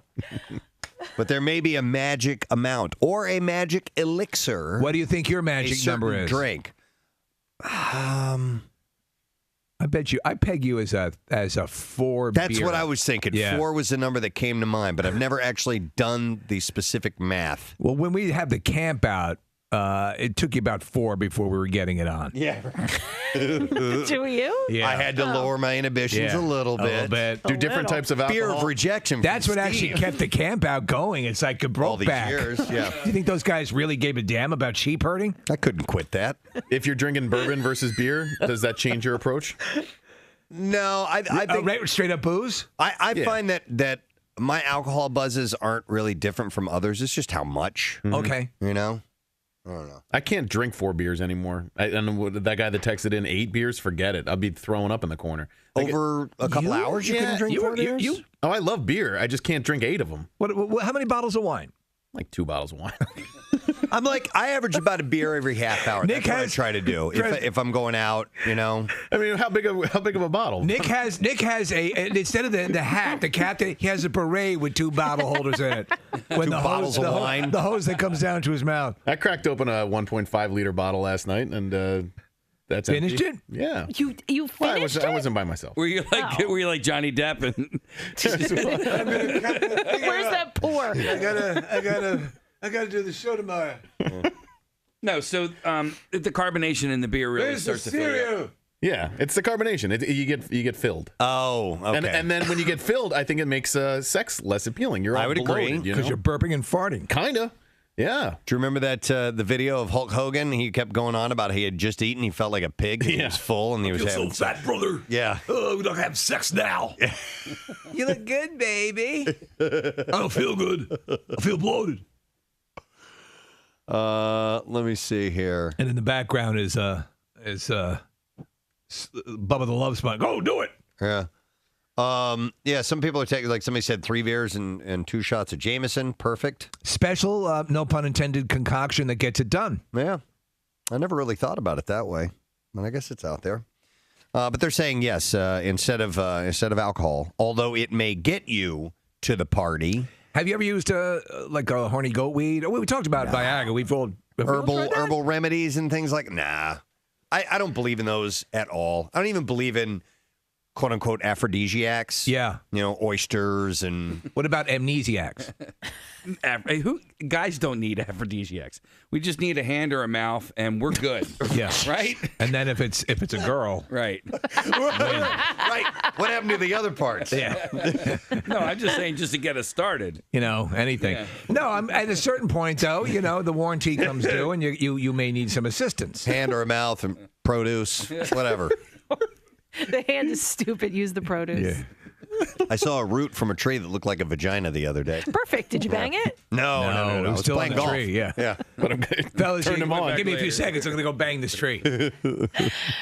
Radio personality arrested banging a tree. Why did you do that to me? It's like Lord of the Rings. Two towers. Oh my God. This guy just tried to have me sexually. He banged the knot behind me. Scared the owl that was living in it. That is the first time we've ever had a talking tree. Yeah. On the Is show. that what they sounded like on in Lord of the Rings? Yeah. They had the deep voices, yeah. Huge, big voice. And What you doing back there, buddy? The owl. You scared the owl living in my knot. That's my knot sack. Well done. Well done. Oh, Samwise. We just had a threesome with a pine tree. I'll be pulling splinters out of my sack for years to come. By the way, did you see the guy who won the gold medal in last year's springboard? Last Olympic springboard? No. The dude from Russia failed a dive yesterday. How did he do? What'd he do? He belly flopped. So, By the way, Casey, can you do that new prep that they Kathy, do? what did you eat for breakfast? What did you have? Get the hell What out of here. did you? So that fruit. Wow. Okay. No, we should do the bizarre file. Let's go ahead and get to it. WMMR presents Preston and Steve's Bizarre File. By the way, the bizarre file doubles as a fan. Oh my God, it does. It's over here. Yeah, it's over I there. apologize, guys. That's okay. It's those What? fire Yours pills you were are talking about. Yes. They're wonderful. All right, some stories. We'll start with this, and it has to do with poop. An influencer who previously used period blood as a face mask now has her own poop Well, and God. used it on her face. People are not impressed with this. Come on. I'm impressed. Yeah. Social media is a hotbed of wellness trends, of course, and when it comes to skincare, one Instagram influencer has gone to extreme lengths to have glowy skin after allegedly smearing her own feces on her face. Brazilian social media influencer Debra Piaxoto has previously used her period blood as a face mask, but went one step further, claiming that using the poop as a face mask will help reduce flakiness and signs of aging on her face. And you won't have to worry about friends. Yeah. In poop, a viral video on her Instagram, she took a plastic tub out of the fridge that appeared to contain what looked like feces. She then proceeded to place it on her face before rubbing it in with her fingers. I bet you it's Nutella. I bet you no expert, by the way, has said this has any benefit whatsoever. Yeah, she then placed a large clothing pin on her nose and left the do-it-yourself treatment on her face for 10 minutes before removing it. Jeez. Unsurprisingly, the video left many viewers disgusted. Some took to the comment section. to give their No, it is poop. Yeah, it's repulsive. That is repulsive. No, it is poop. What is that from? I don't know. I know, right? Oh, but we have it. Did you just No, play that? it is poop. Oh my God, I had no idea. Prosecutors say a 25-year-old man threatened to stab a CVS employee with a syringe filled with his own blood as he attempted to flee the pharmacy with arms full of paper towels and cashew nuts. Very specific. Yeah. That incident in Boston prompted charges of armed robbery and shoplifting against an Ipswich man who has a 32-page criminal record. 32 pages. Yeah, his criminal history date back to 2013 and includes charges of assault and battery, leaving the scene of an injured person, and receiving stolen property. During the most recent incident, police went to the CVS where an employee told officers he saw a man grab paper towels and cashew nuts and Got him! walk out without paying. What are the paper towels for? Wiping my hands. The employee told officers that he confronted the man who said, "Not today, man. You stop me and I'll pull out a needle full of my blood and stick you with it." Hours later, police saw a man matching the images seen on surveillance, stopped the man who denied being in the store, and then said, "But I gave the stuff back." Yes, that is the rule. If you give the stuff back, you don't have to go to jail. At that point, the man was taken into custody, and they found 5 empty syringes in the fanny pack that he was carrying. You got to wonder what the planning stage of that was like. Okay, so I want paper towels and cashew nuts. What's the best? Oh, syringe full of my blood. Maybe he has a really messy way of eating cashew nuts, and he Could be needed it. those Yeah. paper towels. I don't know. A YouTuber has been arrested and detained in India after cooking and eating a peacock. It follows a video posted on Kodam Pranay Kumar's channel. And it's illegal there, correct? Yes, of him consuming a curry apparently made from the bird, which is a protected national species. Police said that Kumar was detained and jailed after other videos in his phone confirmed that the bird he had cooked was suspected of being a peacock. As part of the investigation, Ranger Kalpana Devi seized samples of the dish, which have been sent to the forensics laboratory for examination to determine the exact nature of the meat.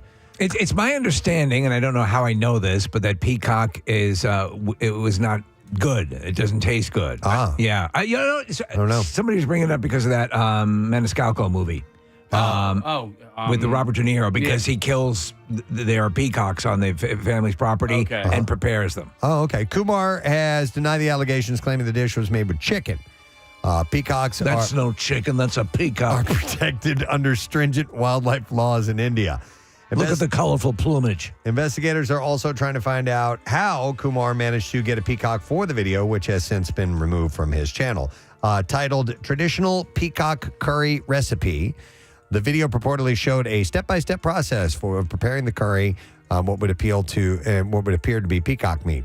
Once published, it provoked a backlash from social media users, some of whom accused the would-be social media star of promoting illegal wildlife consumption and disrespecting a national symbol. I'm going to be a social media star. I'm going to show people how to cook peacock. Yeah. Steve, before Thanksgiving, peacock was a banquet bird that was served. However, the peacock meat is considered notoriously dry and tough. There we go. Oh, okay. World governments, and this stick with me on this story, aren't exactly forthcoming about where they're stashing all their nuclear weapons. You want people to know you've got them, but not necessarily where they're located. And you would not want to reveal that or you've removed the nukes from a ship in an Instagram post about yoga. So Wait, what? India has revealed the movement of its nuclear weapons in an Instagram post about yoga. It was an article titled Hot Launch Yoga, Cobra Pose Reveals Nuke Repose. The Federation of American Scientists detailed how it figured out the movement of India's nukes using social media and a yoga pose. That's pretty smart. Okay. So the FAS is a U.S.-based nonprofit that, among other things, tracks the world's nuclear arsenal. So according to Matt Korda at the FAS, he said, I think this probably takes the cake for the most unexpected source that I've come across for nuclear weapons-related information. Now, you're going to have to stick with me on this. All a little right. bit of information on how they sleuthed this through. At just 172 nukes, India is a bit of a bit player in terms of size of its nuclear stockpile. Russia and the U.S. have more than 5,000 each. Like other nuclear powers, India maintains a triad. It has air-launched nukes, land-based nukes, and sea-based nukes. India didn't launch its first nuclear-armed submarine until 2016. Before then, it kept its sea-launched nuclear weapons aboard 2 Sukanya-class patrol vessels. India has 7 of them, but only the Sarvana and the Sudara are outfitted with the special equipment needed to deploy nuclear weapons. Going through satellite imagery, Korda noticed that the stabilizers required to fire the nuke seemed to be missing from the decks of the ships. The first yoga post was on the deck of the Sarvana, and it was October 2022. The second one, the Sudara, in February 2024. The stabilizers were absent in both photos, meaning that India had moved their nuclear weapons. That's pretty wild. Was able to figure it out because of yoga. Because they showed literally people on the deck of the ship posing in yoga. That makes sense. And he had noticed that these particular stabilizers that they needed to launch nuclear weapons on these vehicles with were missing. So they believe that the nuclear missiles are being kept at yoga studios. Probably. Yeah. That's probably what they think. And they were missing their nuclear arms, they said. So It's amazing. I thought that was kind of an interesting and a weird little story to pass along to you. And that is what I have in the bizarre file for you. Hey, I would like to announce a very cool thing that is taking place today. It is the Dunkin' Surprise and Delight Stop that's happening. Oh, I love these. And it's today at 1 o'clock. WMMR and Dunkin' will be stopping by for Pete's sake in Plymouth meeting, and it will be there to thank them for all they do to give back for the community. If you don't know about For Pete's Sake Cancer Respite Foundation, it is awesome. They serve young adult cancer patients. their caregivers and children with transformative, cost-free respite experiences in Pennsylvania, New Jersey, Delaware, Maryland, and New York. That's great. Isn't that wonderful? Yeah, it's awesome. They offer families facing cancer the opportunity to take a break from the challenges of their illness and spend time together at Woodlock Resort, Kathy, in the Poconos. Yep.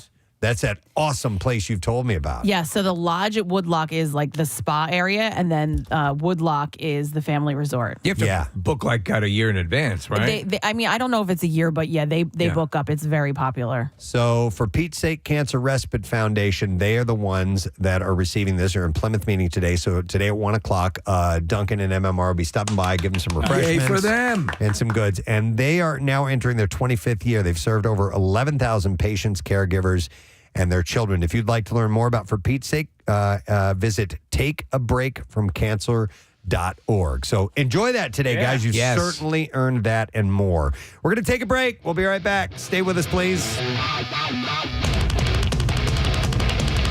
What is that? I don't know. It looks like they're tripping.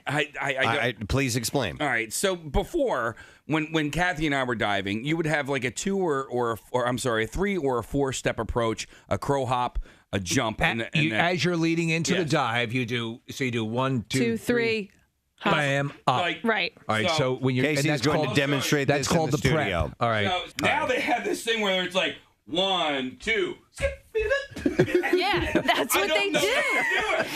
See that? I've tried it in my living room. I will admit this, and I can't quite get what they're doing. Me neither. I don't know why they do it. Is it the Dorothy skip from The Wizard of Oz? We could do that, Steve. We could. Be on the Olympic How would you skip, skipping. Kathy? What would be your skip? I mean, I would just do the traditional skip, right leg, left leg. Let's time you.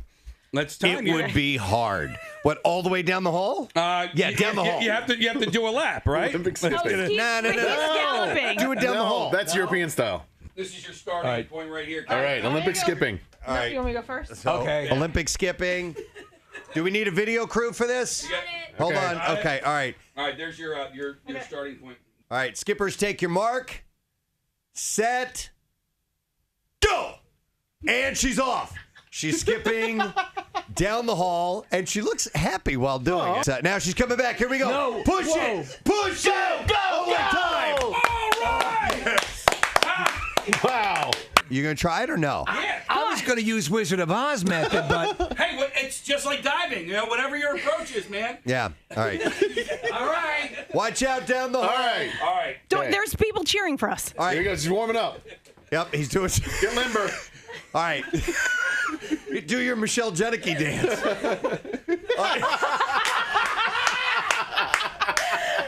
Skippers, take your marks. All right, Set. Go. All right, and he's off. He's off. Oh my God, he's doing this double skip. Now he skips like Steve. Oh my God, does he look insanely? He looks way too happy while doing that. He should be coming around the corner any second now, around through the kitchen, and here he comes. He's doing the double skip. All right, I think he's not going to beat your time, Kathy. And time. Wow. Double footing it. Oh, yeah. double footer. You crushed it. I got the gold. All right, let's do one more because Nick wanted to take you on, and we'll see if he can beat the. Nick's wearing sneakers. Kathy was going barefoot. Yeah. That's a different approach, too. Okay, all right. Yeah, I was double skipping, and I screwed it up. Nick's loosening up. Okay. And Skipper, take your mark. Set. Go! And he's off. And he is skipping furiously. He's a terrible skipper. He might actually get injured. Yeah, you're right. He's going to be our injury for sure. Yes. Let me know what. All right, here he comes around the Wait corner. a second, he might win. About to cross the finish line and across. Time. Close. 16.67 seconds. What? Kathy retains the gold. Yeah. Thank you. Damn it. Oh my God, look here. Wow, I thought he had you. Olympic skipping. I'd say that's definitely an event down the road. Try doing that. Try doing it Wizard of Oz style. I might go with that was it. pretty awesome. I might start training. I think I can beat you. Can you beat my time? Well, are you doing it Wizard of Oz or straight ahead? I'm doing straight ahead skipping. Clearly, Wizard of Oz is not the way to go. But funnier. Was it funnier? Yes. All right. It did look good, Steve. All right. All right. Watch out, Marilyn. Watch out, Marilyn. All right, here we go. Come on, we're competing. Skippers, take your mark. Set. Go! All right, Preston's off, and he is. Well, he is. No, wait a second. He looks like a charging gorilla. Is he just running? He's just running. He's No, he was skipping. What is that? Are you kidding? Oh my God, dude. You look like a charging gorilla. Wow. We have set so many world records in the past couple of weeks. You shattered the world record, Preston. What? With a time of 13.6. Yes! All right. Do me again with my new method of skipping. Okay. Oh, man. I think I hurt my ankle. You're the injury? Yeah. My new method of skipping. Okay. Steve, you want your tags on? Olympic skipping. Okay, all right. Ow. Okay. All right, skipper, take your mark. Set and go. He's off. Oh, he's running. He's absolutely running. And here he comes in. Yes! Wow. That was my new method of skipping. New world record! Hey! No. He broke his gait. He got DQ'd? He got DQ'd. I was skipping. What do you mean? I will say the turns were a little difficult. Yes. Yeah, they were, right? Yeah. I seriously, I pulled something down there. My left ankle, it was already bothering me. I don't know why I did that. That was Why did stupid. you That was the funniest hardcore skipping. Woo! I know. I think I had a look of intensity on my face. You did. I stumbled across this. It might have been late last week, and I didn't get a chance to bring it up to you guys. But Panda Express has come out with a new tool. I wish Bobby Lee was still here. A new tool that could forever change how we eat Chinese food, eat Asian food in general, because the chain may soon be introducing a chork or a chopsticks fork hybrid in its restaurants. All right, how good are you at chopsticks? I'm real good at chopsticks. I'm pretty good. I don't eat a lot of Asian food. My whole family is good. We just started in, just for fun, because I think it's just a thing that culturally it's kind of neat to see how, once you got it, you got it. Those. Yeah, and once you get it, it takes a little practice. The only one, my daughter, she still uses the little kid chopsticks that they make with the rubber band and the little thing. Has a little spring action. Yeah. Here's the deal. You want to get good at chopsticks? Get a bowl of peas and just start. Yeah. Try to pick those out. That's how you get good. I'm good at it. I'm pretty decent at it to where I can eat rice, noodles, stuff like that. No, rice is a bitch. It's tough to to scoop it under and get it all to stay in one bit on your rice. It but is you can do it. Besides, if you see hardcore, Asian restaurants and people who are Chinese restaurants, there's a scooping process. There's a little bit, for sure, yeah. But they want to do this chork thing. I don't like it. I don't like it either. It's for Americans. Yeah, I know. That's weak sauce. I have a chadle, which is a ladle and a chork. A chork and a ladle? Yeah. Okay. What do you use that for? Conversation. All right. I have no idea how to use chopsticks. No kidding. No idea. Can't. It frustrates me. I don't eat a lot of Chinese food, I will say, but still, I mean, I've tried, and I just can't do it.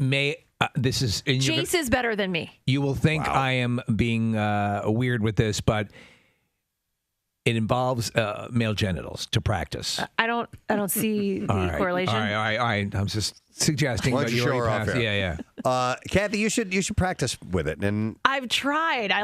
Well, I probably should. you've done the Kathy version of try. Do you know what happens though? Ew, this is gross. I'm stopping. Well, it's not deference gross. to I you, just don't know how to do it. A lot of times I don't like it. I can't do it. Ew, this is like the hand. I don't get it. Kathy, sometimes they make inferior chopsticks that are far too thin.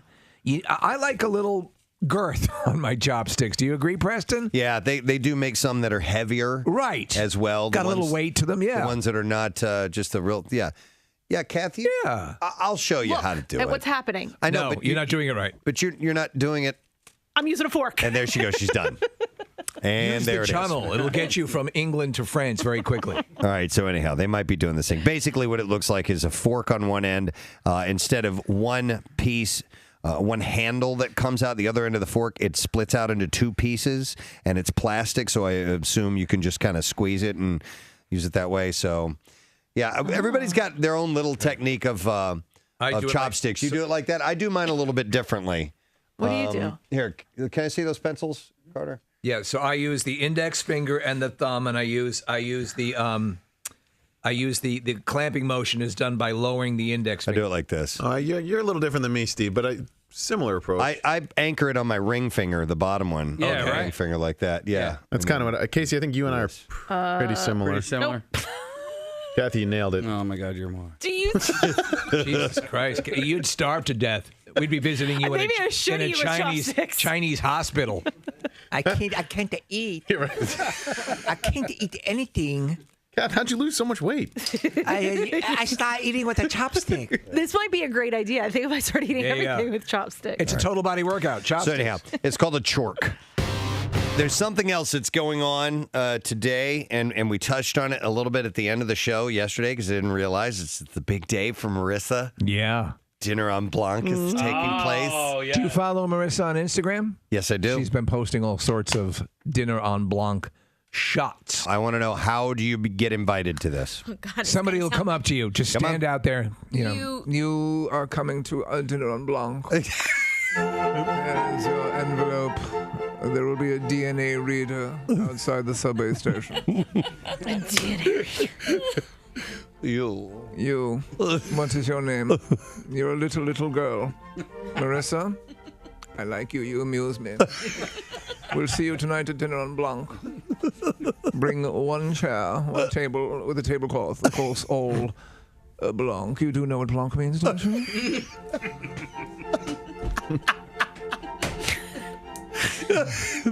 That's part of the test. Yeah, it's part of the test. Yeah. Yes, you do know. I'm not denying that You're it's delightful. All right, I'm not letting you come unless you twirl around until you faint. How do you get invited? So you join the group. Since I've done it since the beginning, I'm in there's layers that you join in. I get to sign up in the first group. There's 3 groups, so there's a long waiting list. And they send you an email that says it's open. It's going to be a wonderful time. But listen, no. At 10 o'clock at night, we're going to poke a fat woman with a stick. Oh, God. Listen, it's all part of it. They do that to make it so that it's, it's special that you get invited, but you're not going to not get invited if you want to go. Are you sure? Well, there is a waiting list. See? But they say there's a waiting list, but they want to make this as big as Mr. possible. Lauer, did you say? We're booked up. Why don't you take your string and silly putty? Did you say Juniata Park? Is that a place? Is that an amusement facility? Can you bring Gary Lauer with you tonight, please? You should bring Gary Lauer. Bring Gary Lauer in plaid. This would be the last dinner on Blanc ever. Fidelio. with a kilt and no underwear on. Look at my balls. Thank you, Kathy. Let me see. Oh, a little bit later on this morning, and we're excited to speak to him. Adam Shapiro, the actor, is going to be joining us. He's known as Shappy, and he has Shappy's Pretzel Company in Los Angeles, but he's in The Bear. Yes, he is. And has an important story arc in season 3. So we'll talk to him in the 9 o'clock hour. Looking forward to that. But in the meantime, it's been a little while. We were on vacation for a bit, but it's time to delve into the world of medical and science studies. We are headed to the Just Saying Institute, folks. The Just Saying Institute, home of the newly formed Preston Elliott Trick Shot Toenail Team. I'm telling you, it was pretty magical. All right, so I'll start with this interesting story. It's about a medical procedure that's done mainly overseas. So if you look around the Istanbul airport, which I do often, you're almost certain to spot a male traveler with a shaved head and a bandaged, bloody scalp. And some travel in groups or pairs while others are alone.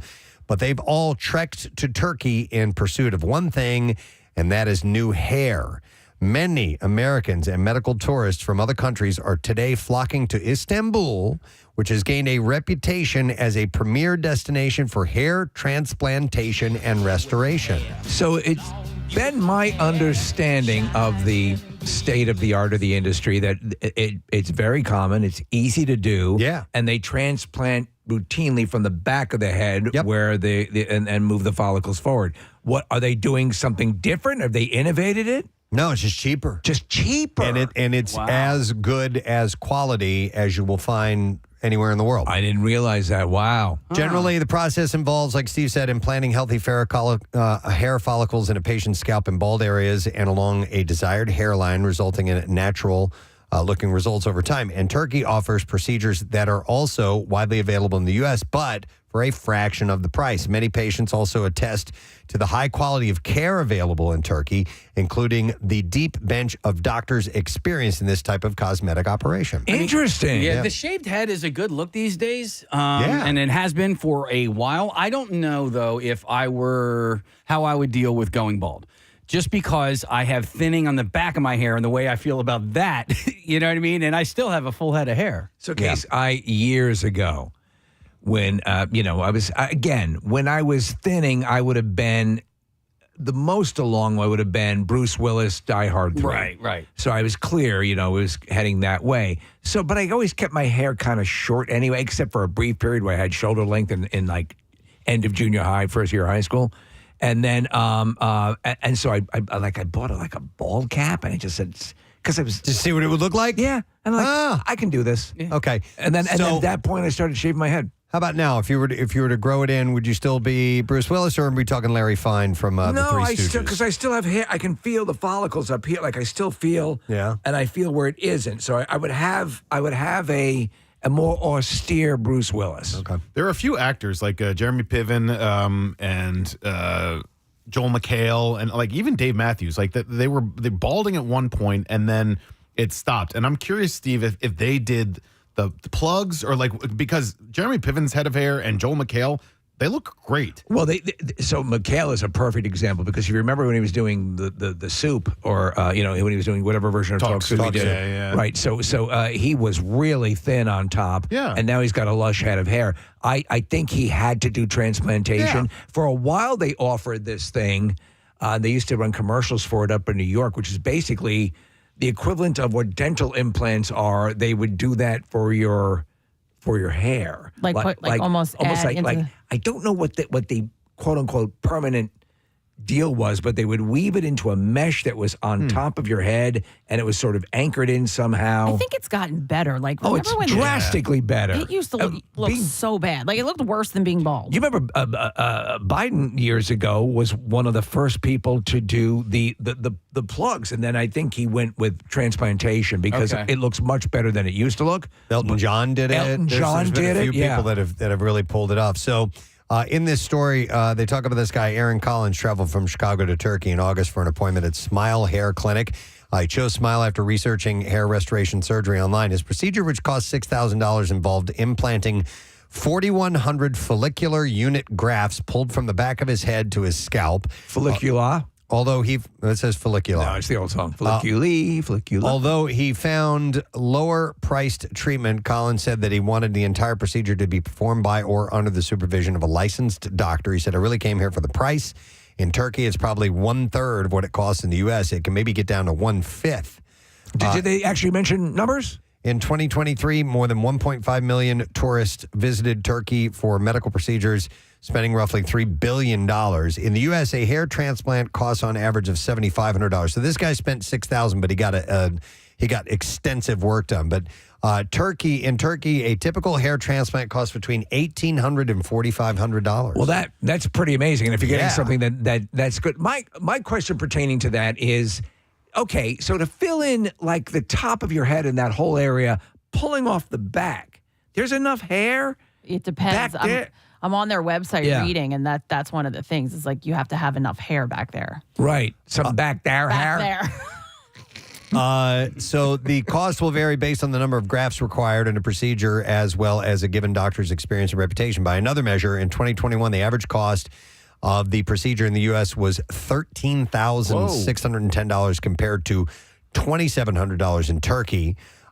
In markets like New York and Los Angeles, the price tag tends to be even higher and can rise up to $25,000 if you want to get that done. But apparently, Turkey is an option if you can, if you weigh the cost of flying there and staying there and all that stuff. Would you do it if you were thinning? I don't know, because shaving is an option. Yeah. And I took down my hair while we were on vacation, the shortest it's ever been, I think. I took the sides way, way down. And I'm still not convinced that I would look decent with a bald head. I think I might look a little bit odd. But I would try that out first. Yeah. And rather than going through surgery or something like that. There's a video floating around on social media, and it was this sister finally convinced her brother, who is thinning, to lose the side stuff and all that. Yeah. And immediately the guy looks much better, and women are like, there you go. Man, I was at the airport one time waiting for a flight, and a dude had the full-on Larry Fine, Three Stooges thing. And I was a little amazed by it, but I was also going, nobody could pull that off. No one can pull that off. Who pulled off a hot version of the Larry Fine? Well, you're not doing that. I don't think, and I apologize, Nick, because I know you're going to jump in there, but I don't think people do that hairstyle if they are good looking. I think if they have a quirky look about them and that hairstyle works, then yeah. I think you're right. To prove the rule, Casey, Prince William of England. That dude's a good-looking guy, and he should shave his head completely, but he hasn't, and for whatever reason, he's hanging on to that. He's completely bald on top, and his brother's not. Harry's not bald at all, but he's thinning though. Is he? Yeah, you can see like at the top. But he's still got much more hair. I agree, Nick. He actually had a point where he took it down really low on the sides, and Prince William. He should do that, and it looked good. That's like the first step, right? Yeah. Before they finally do that. I was looking at, after you mentioned Biden, I was looking at his before and after pictures. Yeah. It's like night and day. Yes, Yeah. you look so much. They look so much younger, right? When they get rid of that balding look, right? Whether you add hair or take it away. Somebody texted in. Remember Jay Moore when he was here? Yeah. Talked about getting those implants done. Joe Buck. I was reading an interview with him, and there is a thing that happens the way they used to do the old transplants, the plugs, that would cause a side effect that was really debilitating. Nick, I'm sorry to throw this at you, but he went into it, and that's, I think, why a lot of the places strayed from doing the hair plug stuff, because it could actually cause this really bad side effect. All right, Steve, so he flat out endorses this thing. It's called, I'll probably mispronounce it, but Parsa Mohebe Hair Restoration, and he's done videos for them, and posted these videos online of what he went through to make his head of hair look better. Wow. By the way, Chuck just texted us and he said, can they transplant hair from someone else? Because I could probably help a few dozen people. From his back. I don't know about they take your back hair, Chuck, or not. But anyhow, I thought that was quite interesting. And the fact that turkey is an option. He does raise a good point, though, Chuck. Does the hair follicle generating hair have to originate from the recipient's body? Because pubes would be awesome. Oh, my if you could put God. them on your head. Then you look like Anthony Geary from General Hospital. All right, here is another story from the Just Saying Institute I thought was worth sharing, heading in a completely different direction. It's always frustrating when a small disagreement with your partner blows up into something major, but it happens all the time. And when emotions are running high, it's easy to get carried away. But with new research, they have figured out a way to keep that from happening, and all it takes is a 5-second break. Psychologists at the University of St. Andrews in the UK have found that when couples having an argument pause for those 5 seconds, it can defuse the situation. It gives you time to get a gun. Their study involving 81 couples finds that a brief pause is enough to keep, now this is important, lower level conflicts from escalating into a big blow up fight. I agree with this 1,000%. They said that it turns out 5 seconds is just as effective as taking a 10 or 15 second break. So we've talked about respecting the, I'll just put my hand up and go, let's take a break. Yeah. And if she does that, okay, let's walk away. Yeah. And then revisit, because when things get really bad, you blow right past that. Mm-hmm. And that's how you get too escalated to manage it. Listen, there are a lot of good, I think, if you can think of them in the moment, exercises that you can do when things squat thrust. That are when things are getting contentious. But the real secret is to tap into that. You have these resources, but sometimes your emotions won't allow you to think straight. You're exactly right. Do you know when that is made easier? The first time you have success employing it, because you can remember, oh, that worked. Yes. I can do that again. You just got to get to the point where you try it once and have it work. I love the scene, and I've mentioned this before in This Is 40, when they go, okay, let's talk to each other like the therapist said. Oh, God, yes. I am feeling very conflicted right now. Right, to use all the words. Maybe you wouldn't. Yeah. But the study author, Anna McCurry, says, it sounds obvious, but this is the first time that anyone has experimentally demonstrated a reduction in aggression following enforced breaks. This is simple, free and effective hack to reduce negative emotions during arguments. Now, she notes that this works for managing small disagreements and conflicts, but not I caught you in bed with another woman. That one, you probably need more than 5 seconds. Yeah. So there was something that popped up on my Instagram feed yesterday, Steve, when talking about employing those resources, and that this was one that was interesting. And this isn't necessarily about couples that are fighting, but sometimes your stresses can become somebody else's stresses, Yes, right? So it is contagious. And so this guy says, he goes, my mom told me your dad and I got in the habit of asking each other, do you want comfort or solutions when the other was having a hard time? So if you're coming home and you're bitching about something, right? And is pudding an option? That is always an option. But then butterscotch, chocolate, vanilla, but the idea of like, okay, hang on a second. I know you're having a hard time right now. What do you want? Do you want comfort or do you want solutions? That's a good, to actually say that out loud. Yes. Is a great idea. Steve, you've talked about this before. Men are from Mars, women are from Venus. Way back we when, joked about there him, were a few but he things was that were very important, and that men try to be the fixer. Mr. Fix-It. Mr. Fix-It. After they're watching their sports. So if she comes to you with an issue immediately, it's like, okay, well, here's how you fix that problem. And that is not necessarily the thing. That's not what I want right now. That your significant other might want to hear at that moment. They may just want you to confide in them or just to listen and let them air it all. There's a great scene in Modern Family when Phil Dunphy happens to end up, he's at a salon where they're like manicures and so on and so forth. I forget the construct that, and he ends up there. He takes a call from Claire, his wife, and she's pissing and bitching and moaning, and he tries to fix it over the phone, and the women are like, what are you doing? They're like waving him off. No. And then, no, here's what you got to do. And he gets in and goes, I hear you, and I feel for you. And she goes, thank you.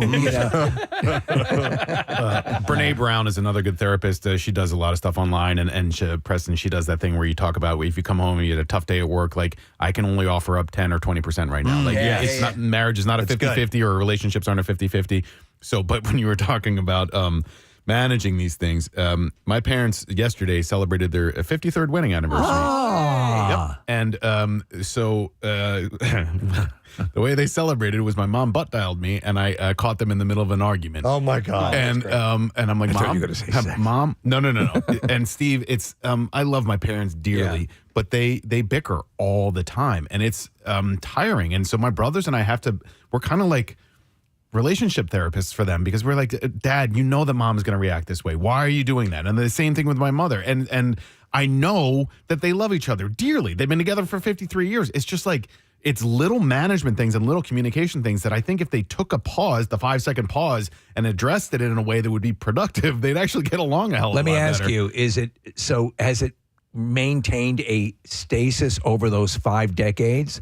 The level of bickering? No. And is this a recent? And certainly in their marriage have been real ups and downs. And I would say over the last 10 years, it's been on the whole a real positive for them. Right. It's just like, it's Tom, why are you doing this? Betsy, why are you doing that? You know that I don't like 4 jars of mustard in the fridge. And it's just God, why are you pissing in the sink? Right. My dad and stepmom went through a couple of phases, and I actually, it's so much so that I flew out to Kentucky to sit down with him and go, let's talk about this stuff. Yeah. And dude, we sat there for 5 hours. You were the mediator. You were Judge Mathis. The mediator. We went round and round round. And like the rat song. I am not qualified to do this stuff. But you volunteered for it, so how'd you do? I did, because good God, I don't know what was going to happen, and it was so difficult. It was so hard. Sure. Yes. So you appreciate what a good therapist Oh goes my God, through. yes. Did it help? Eventually, we moved him out of there. Yeah. Then he moved For back. a year, and then he went back, and they were apparently happy. They needed to split up for a while. Yeah, they needed a break. But could have gone any way. It was like dealing with children Yes. again. It was pretty crazy. Yeah. You know. But you can be a real voice of authority. So, did you have to lay down the law with them sometimes? Yeah. Okay. Go to your room. Rudely. Go to your room. You're grounded. I'm taking away your PlayStation controller. Will has a suggestion here. Will, good morning. Hey, yo. Hey, yo. Now that I hear it. What's up? Hey. What's up, Will? Hey, yo. Hey, my wife just sent me this the other day on Instagram. Okay. The 5 H's. So if you're looking to be helped, held, heard, humped, or if you're hungry. Help, heard, held, humped, or hungry. Yes. Okay. Yeah, so kind of use that in any sort of, discussion, whether... All right, so if you were getting in an argument, you go, oh, my God, you need to get humped You need to get right humped. now. Yeah. Like right now.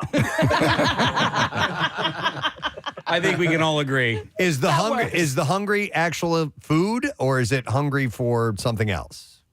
No, I think it was just relevant to food. Well, hangry. So people Hangry. like my wife will freely will admit, and she knows when she will if she's hungry, The blood sugar's low. yum. Whatever. Oh Yeah. yes, and she will put the alert out. She's great with that. Yeah. All right. Interesting, Will. I like the 5 H's. Appreciate the call. It's like bud. the rules of dodgeball. Yeah. Yeah. Dodge a wrench, you can dodge a ball. All right. So I thought that was interesting. So 5-second break for a small argument can make all the difference. And you have to, like Steve said, just be able to say to the other person, let's take a quickie timeout. That's it. Yeah. Give And a then you second. can come right back to it. All right. This is interesting from the Just Saying Institute. Actually, it was sent to Associate Professor Steve Morrison sent this to me. Yes. A walk-in clinic designed to support people with mental health needs is going to open next month on North Broad Street. Yeah, I just saw this. This is awesome. Clinicians at the clinic will provide assistance with medications, anxiety and depression, and substance use, among other issues for patients who aren't at risk for harming themselves or others. Essentially, they're calling it like an urgent care for mental health. So it's not for extreme emergencies. It's I just need some help right now. This immediately struck me as a great idea. Yeah. When you say, where do I go? You don't know who to talk to. You could go there. It also raised the notion of, Preston, when you do go to like an urgent care facility and you're sitting there and you look at other people, I wonder what they got. Mm-hmm. You know what I'm saying? So, Yeah. I'm seeing dragons. You know, But I will say, ever since they started opening, and now that they're opening more urgent cares, like when I've gone, the wait it's like nothing. You know what I mean? Like, right. you know, they serve a purpose. And I think in a way also they're pulling off weights from other Emergency rooms. Yes, yeah. So the Marikey Mental Health Walk-In Clinic will be staffed by clinicians from Marikey, a large provider of behavioral health and intellectual disability services who will offer same-day services regardless of the patient's ability to pay. So you're on the edge. We talk about obviously the horrific rise in suicidal ideation and things of that nature. Let's say you were dealing with something like that. You could go there. Yeah. I mean, when you're desperate, and then that could make all the difference in the world. Yeah, Marco Dwyer, who is the executive director of mental health outpatient services, said providers in the clinic will support people who have mental health needs but aren't in crisis, such as patients overwhelmed with anxiety, processing grief or traumatic event, or suffering from postpartum depression. The city provided funding for the clinic as part of its expansion of behavioral health and crisis services. The city did not provide details on how much funding it did provide. And the question here is, will they validate parking? Because if you walk out and have a mental breakdown because your car got towed, then you have a ticket. Yeah, the clinic is part of a city-supported continuum of care that includes the Philadelphia Crisis Line, the mobile crisis units, and crisis centers. But that's pretty cool. I do think it's cool. We'll see how it works out. Yep. All right, what else we got, Hal? Okay. I know we're, focusing on mental health a bit, but we'll go back to this as well. Appreciating the little things in life can leave a lasting impact on your health. Yeah. Experiencing gratitude is beneficial for physical health and emotional well-being. And a new study has found that those who experience more gratitude also have a lower risk of dying. A report is the Could you live forever if you remained constantly grateful? Maybe. Okay. I don't know if anyone ever has, so remains to be seen. I'm so glad I'm not dead. The report is the first to examine the effects of gratefulness on longevity. I have a gratitude journal. Oh, really? Yeah. What exactly? Just things daily that you're thankful for? It can be really, really small. Like it can be, I saw a nice sunrise today or whatever. But it's taking mental stock of things that are good in your life, and it's a really helpful reminder that every day something good probably happened, and so it's just literally writing them down. I didn't have to listen to my parents fight. Oh my gosh. That went in yesterday, Steve. So you make sure to write down at least one thing a day? Yeah, and usually it's I try to do 3 or 5, and some days it's 7, and some days it's 2. Do you know what I regret is I used to start every day with that in my mind. Start the day with it. I would start the day with it. Okay, I end the day with it. Yeah. And I do it. Preston, I just do it on the phone in my notes app. And, Okay. It's just like. Do you date it? Yeah. No, he's married. Oh, I'm sorry. Yeah. No, wait a minute. Hang on a second. Is it an app or is it or is it's on your notes? Notes that you do app, that? yeah, Okay. yeah. Okay. So you're recording it. I'll just write it down. Oh, I'm sorry, Nick. That Sorry, sounds like a lot of work. No, I think. And have you gleaned? Do you feel you've gleaned a lot of benefit from it? Let me give you an example. Yeah. Today, there was I go to Wawa every day, and there was a long line, and it doesn't normally happen at 5 in the morning, but today it did, and I was just getting annoyed by it, right? And I left Wawa, and there was this guy named Alec, and I ran into Alec 2 or 3 weeks ago, and we gave him a shout out on the air, and Alec came up to the window of my car, and he's like, "Hey, I heard the shout out. Oh, that that's was great. awesome. Everybody on the crew heard it too." And it was the Carpenters Union, and couldn't have been a nicer guy. Tonight, that'll go in my journal. It was a nice interaction with a listener that made me happy, and he heard it. And so I made a mental note this morning to include that in tonight's You're journal. reminding yourself to be grateful and why you're grateful. All right. It's I like that. It's 8:47 a.m. Has anybody had anything? No. Okay. Well, that was it for me. That's the one thing. Has anything good happened so far? Yeah. I mean, can you actually recall it and state it? Because I'm trying to think of that right now. Well, in general, there's so many things you're blessed with on a daily basis. With your eyes opening up in the morning is a big plus. As you're alive. Then you would write that down every day. Yeah, but you're talking about something unique. As of yet, nothing is glaring. Okay. Marissa has something. All right, both of our interns called out today. Grace over here is working triple duty to help us back here behind the scenes. How about So that? thank you, for Grace. Gratefulness for Grace. We're grateful for Grace. We can all be grateful for that. We're graceful. Yeah. Okay. Well, that's good. So try to be aware of that. When the researchers, by the way, they used data from Nurses' Health Study, which included nearly 50,000 women between the ages of 69 and 96 who completed a 6-term graduate questionnaire in 2016 by asking participants to rank how strongly they agree with statements such as, "I have so much in life to be thankful for," and "I am grateful to a wide variety of people."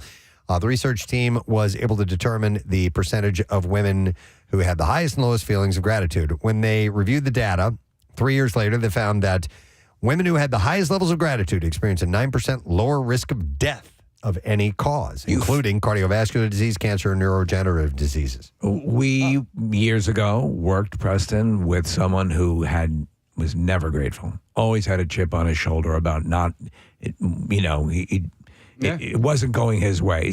And if you can't find something that you feel blessed about and grateful for, then you're just not trying. Everyone has something that makes that Well, you talked about your mom. Your mom was dying from cancer. Yes. And she would find the joy and gratitude In a cup of tea. in a cup of tea. Yeah. Just the littlest things. And that's what you do. The study also found that those who reported feeling more gratitude were more likely to be slightly younger, have a partner, participate in social or religious groups, or have overall better health.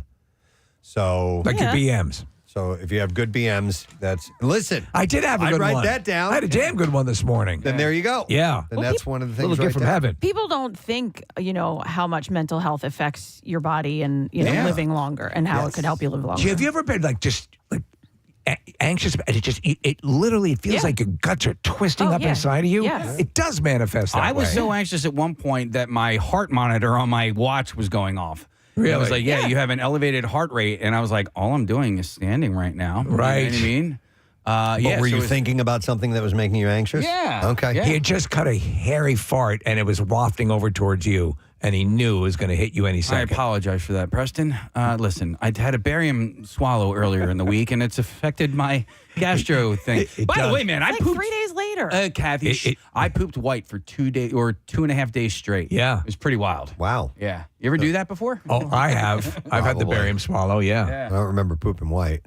Really? And also, I don't remember you crapping your pants next to me all morning long. True, so. but there's a gift, and you're grateful for that. Yeah, I am grateful. Write that down. I ate beets. All morning long. It was grateful. Add that to the journal. It wasn't all morning Diary, long. Steve did not crap his pants right next to me today. It was one moment. Okay. All right, we'll just wrap up right there. That's your Just Saying Institute. I just tried to say something 4 times and couldn't. It's all right. It was no big deal. That's it for the Just Saying Institute. We are wrapping it up. Give me the music. I got you. Give me the music. Where the hell is it? I got you. It's all good. We're done with it. We are going to take a break. When we come back, actor Adam Shapiro, Shappy, will be joining us. And he's in season 3 of The Bear. And we'll talk about his pretzels, too, because those are quite tasty. Stay put. We'll be right back.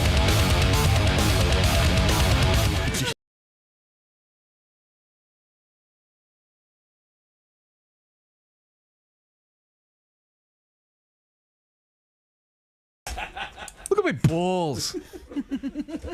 Those are white. Yeah. Hey, Marissa, my balls are Blanc. Kathy found this video of a group of people. They look like, dancers or something along those lines, doing clearly dancing. this perpetual motion exercise of sorts. And you keep doing this loop over and over and over. All right. There's no way we're going to be able to do this. Well, also because everyone, save for height, is about the same weight. But not only that, I just think the mechanics of it. It's hard. You got to coordinate. We're skippers. Yeah, man. The only thing that I'm a little worried about is how will we start? That's the only thing you're worried about? Let's do it. I'm worried about the number of ankles that are broken. And It's like Beastmaster. Oh, it is? It's Beastmaster. All right, I got to scratch my Yes. neck. What did you do? Him in the face. They just smashed their faces just by scratching your nose. Oh, my God.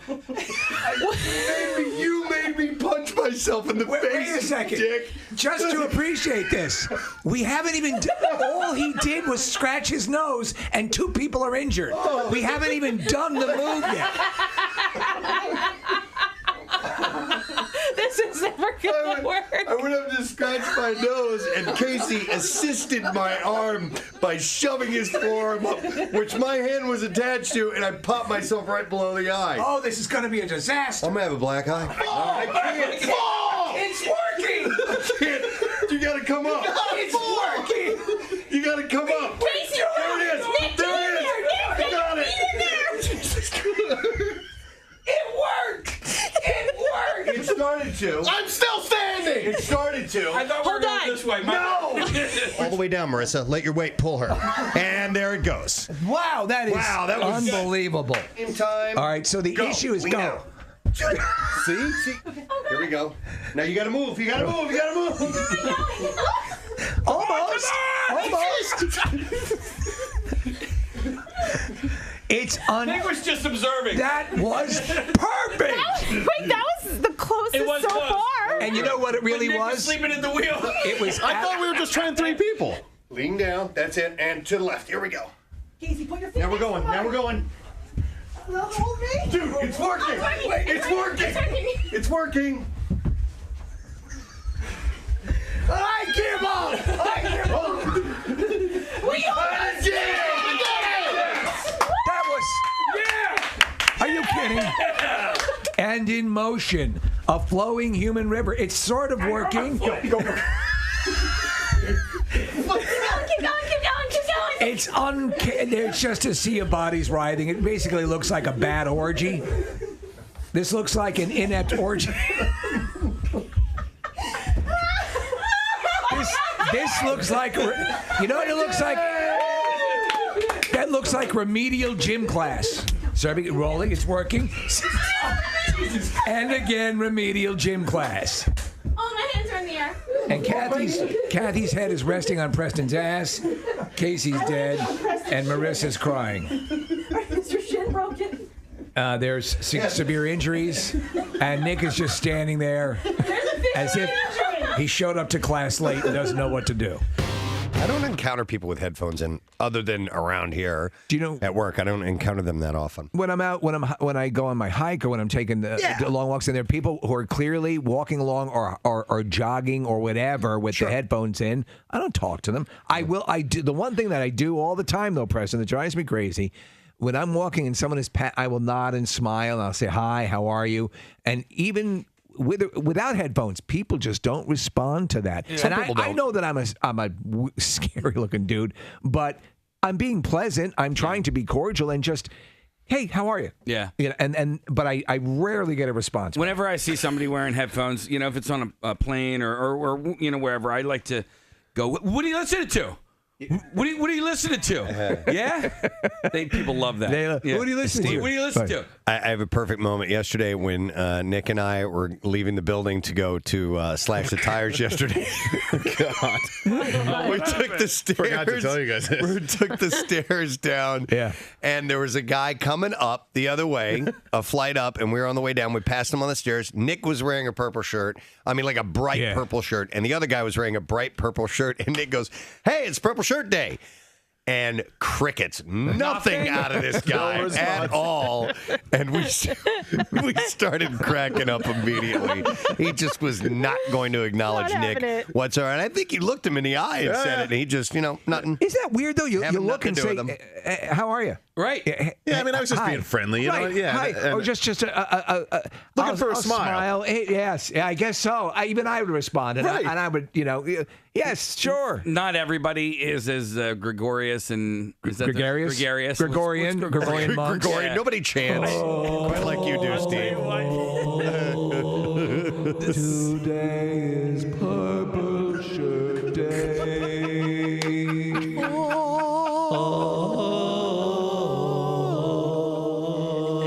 His head is in his hand. Gregorian. Nobody's quite as gregarious as you. Today is Purple Shirt Day. Oh, God.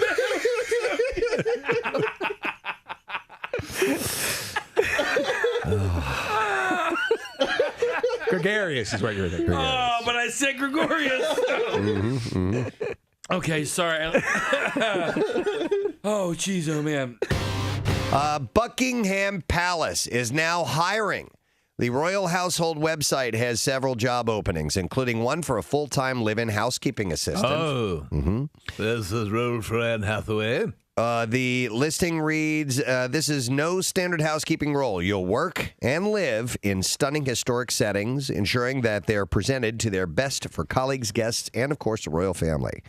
Aiming for the highest standards, you'll clean and care for interiors and items from carpets and furniture to historic vases and irreplaceable paintings. All while constantly being reminded that you're lower-class filth.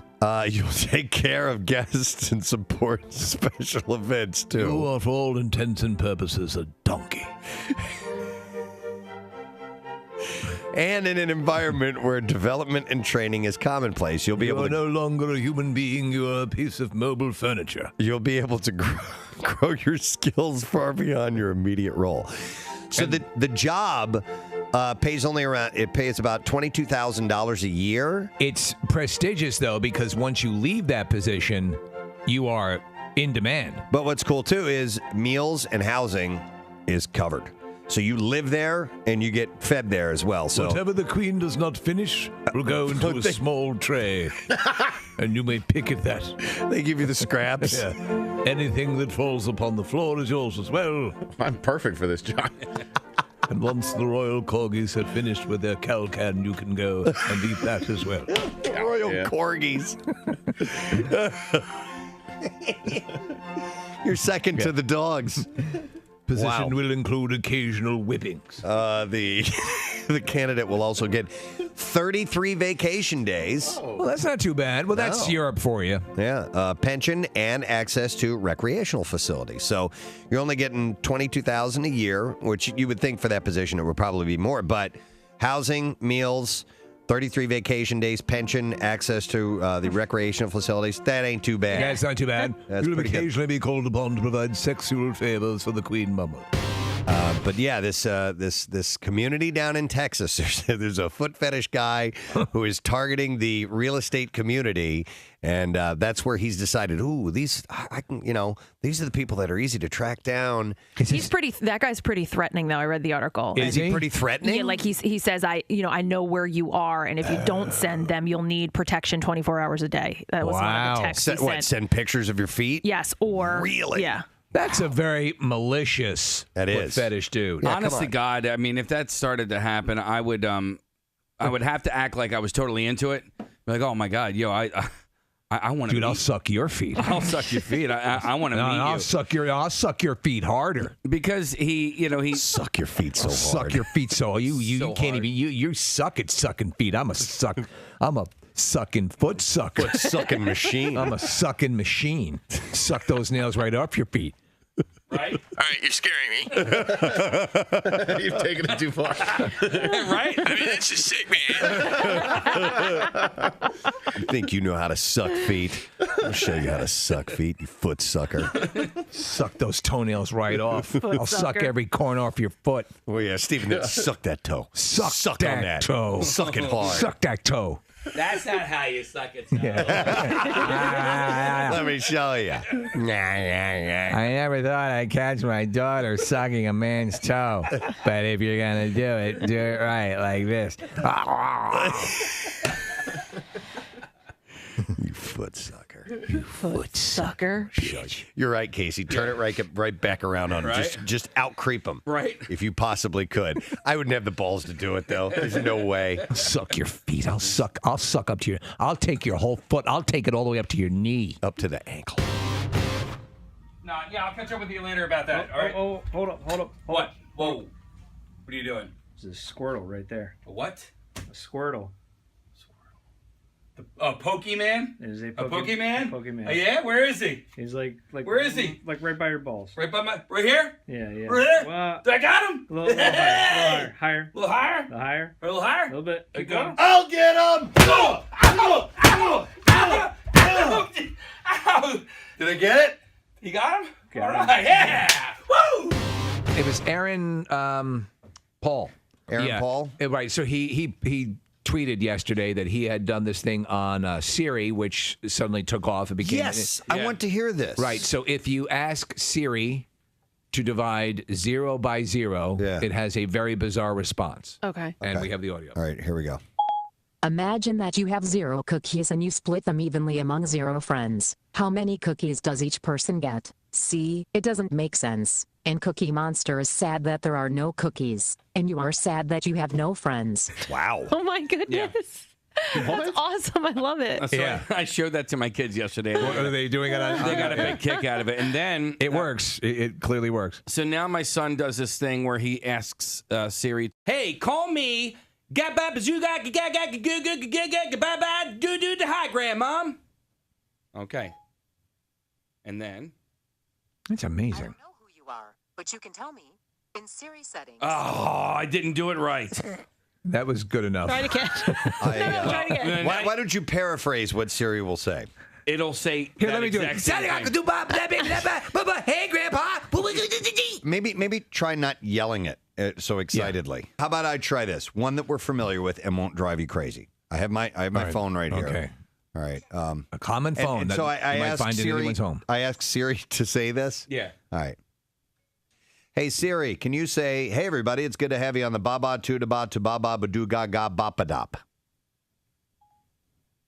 Who, me? And is that what happens? No, it will repeat it. But all right, so I guess my kids have this. Yeah, you whore. Yeah. That's what I thought. Okay. Yeah. By the way, Casey, why did you throw "Hey Grandma" in there? Because that's what my son was doing. Oh, yeah. Have you ever asked it if it loves you? No, but I've I haven't. Who, Siri? We're better as friends. It Really? responded, yeah. Yeah. Hey Siri, do you love me? I'm still working on the grandma blah blah blah blah blah crap. All right, so anyhow, here we go. Here are a couple things. What is 0 divided by 0? You get an interesting answer. When is the world going to end? Tomorrow. Is the one to ask. What does the fox say? Which is, the song. Beep, beep, beep, beep, beep. Yeah. Hi, Grandma. Grandma's here. I'll give you. It has the answers here. Yeah, go ahead. Read me a haiku. Or no, I'm sorry. That's not the answer. This is an interesting question. I asked you to do something for me. Well, I don't give a rat's ass. Read me a haiku, or I'll shut off your heating system. Want to welcome the following: Jason Kelsey, Lane Johnson, Connor Barwin, and they brought with them a rookie. We have Jordan DeWalt on DJ. Not bad at all. Casey came up with this plan to have guys from the Eagles in, and we wanted to have offense and defense represented equally, which we have here, which is really cool. So if you guys don't mind, we'd like to play a version of The Family Feud. Starring the Philadelphia Eagles, offense against defense. All right, so here we go. First question. Name something you make sure to clean before going on a date. All right, Lane, what do you want? Clean your teeth. I don't know. Your teeth. You brush your teeth. Brush your teeth. Yes. Mouth. Mouth is the number one answer. You guys, so they automatically control the topic. You guys get to control the topic now. Okay, so Jason. All right, thank you very much, Kath. We had the pleasure to speak with our next guest a little while back, and now he's on The Bear season 3. We're going to play a little music. Eddie Vedder did a really cool version. I love this friggin' version. The whole soundtrack of that show is wonderful. And oddly enough, he plays a character called Adam Shapiro on the show, which is yes. Shapiro. That is right. And his name is Adam Shapiro. Hey. Let's welcome him this morning. Good morning, Shappy. How are you? Oh, no, we can't hear you. Hang on. Does that one have to be pushed in? Yes. 1 second. This is what happened to us yesterday. We had the same problem yesterday. Can you hear us, Adam? He can hear us. All right, so this happened with our David Tell yesterday. We're going to get to the bottom of it. And Marissa figured it out yesterday. So Adam, if you don't mind hanging on for about another hour. Yeah. We should. That's all it'll take. Did it have to do with something on the board or something via the computer? I don't even know. Okay. So that's, you're just going to have to let me all right, hang tight. All right, how is your American sign language? Yeah, you good at ASL? We can see Adam, and he's gesturing. He's good. He's such a good actor. He's conveying what we need to know. Yeah, there we go. He's wearing a Temple University baseball hat, which is awesome as well. So, Adam, do you know the gesture for 2 in the pink, 1 in the stink? Oh my God! Stop. He does. He actually says it. It's like the shocker. There you go. He got it. All right. Those of you watching on YouTube, this has been more than just. There's not many guests can be as engaging without even conversing. This is amazing. Yeah, Marissa is, I guess, talking to someone on his end right now. She's trying to call him on the hotline, so we kind of like the same way we did with the Tell yesterday. All right, he's showing his computer right now.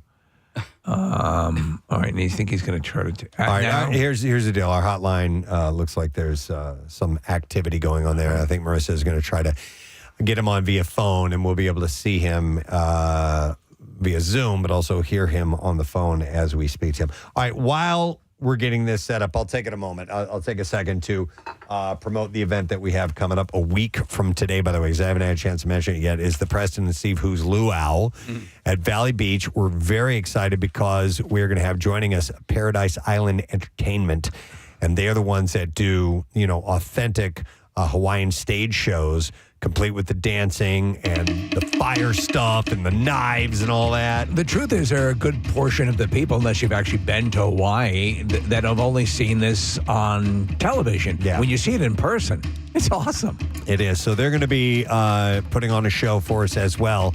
And we're going to have contests. We have a $500 Valley Forge Casino Resort gift card to give away.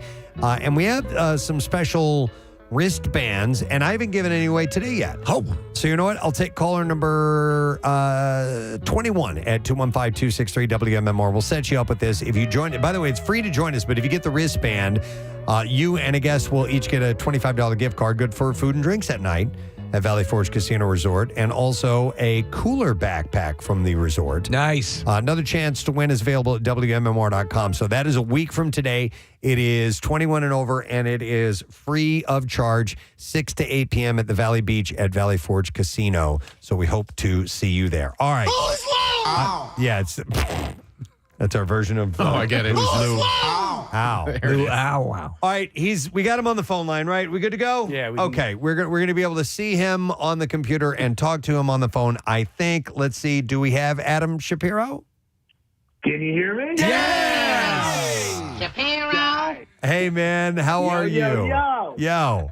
I'm good. Excellent. Adam, this might be because you're very much business savvy. If someone could devise some sort of system by which you can conduct a conversation remotely with audio and video together in the same unit, that would be sensational. That's above my pay grade.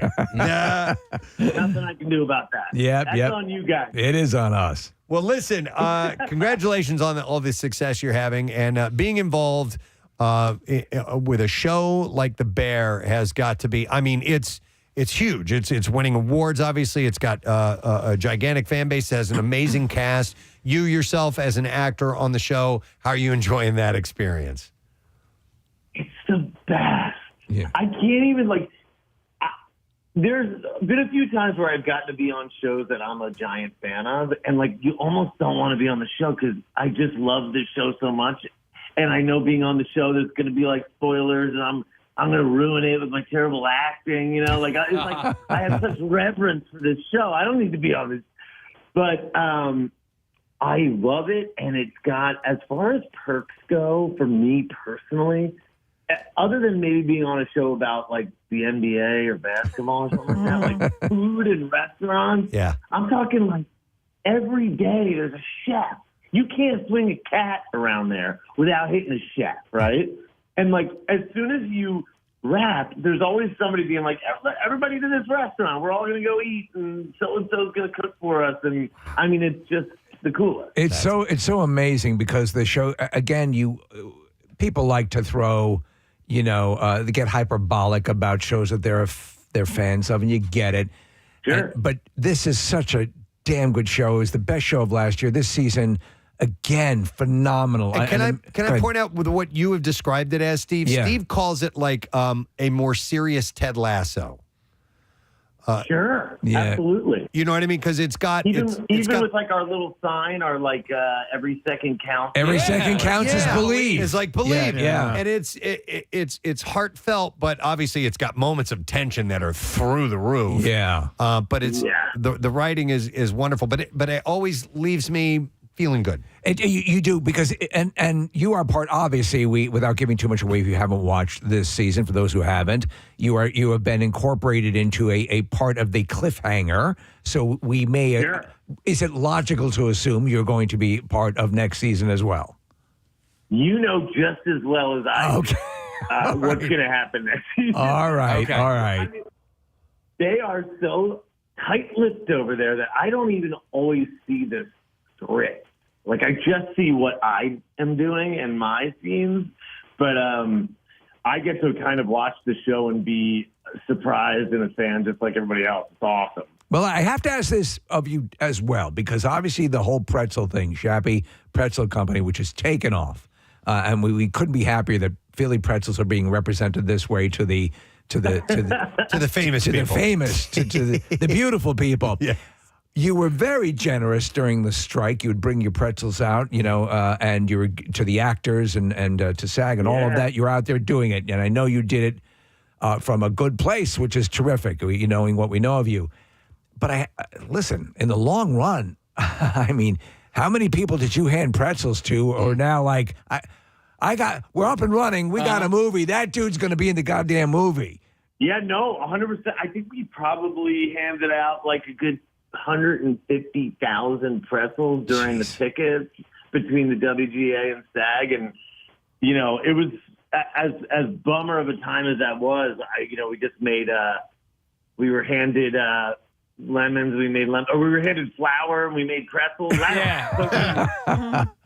But I got to just be with everybody. I mean, literally everybody. And then as soon as the strike ended and production started to come back, all of a sudden we were like booking for catering like crazy. So that's a big part of our business now is catering film sets, which is my favorite thing ever. We have a thing at Disney tonight. Well, you're literally a true Renaissance man, in this aspect, because you have the acting stuff, you have the culinary stuff. I love how this all came into being during the pandemic. You were just picking foods that you've loved when you've traveled around from around the country, and you started to perfect different things.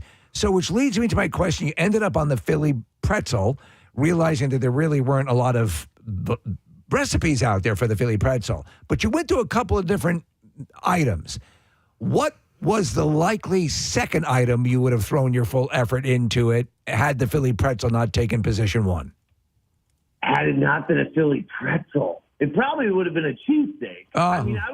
You know how like we were all just dying for that food that made us comfortable during the pandemic, Yeah. So I was, but there's like really good cheesesteaks in LA. So legitimately, and that pretzel is like the thing that just didn't exist out here. So it's almost like I didn't land on the pretzel. It's like the pretzel landed on you. You're like the Malcolm X of pretzels. Yeah, exactly. That's what everyone says.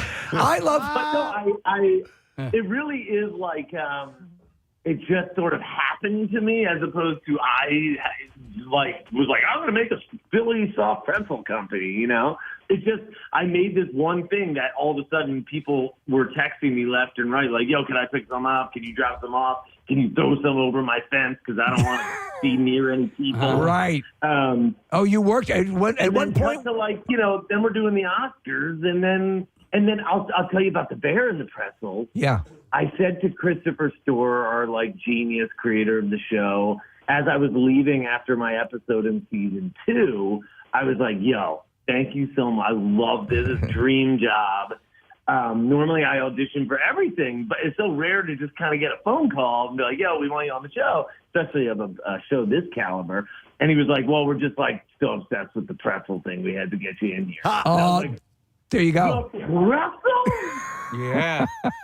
Wow. Dude, that's great. I was here for my you know what, though? But the truth of the matter is that, there's been this big thing about Nepo babies and all this stuff. You're a pretzel baby. Yeah. Because I'm a pretzel baby. They just hired me for the pretzels at this point. And I only play characters named Adam Shapiro. Yeah. This is not the first time that you've played Adam Shapiro, right? No, it's like the third or fourth time I've played Adam Shapiro. I'm like the Daniel Day-Lewis of Adam. my left Shapiro. Yeah, my left is Shapiro.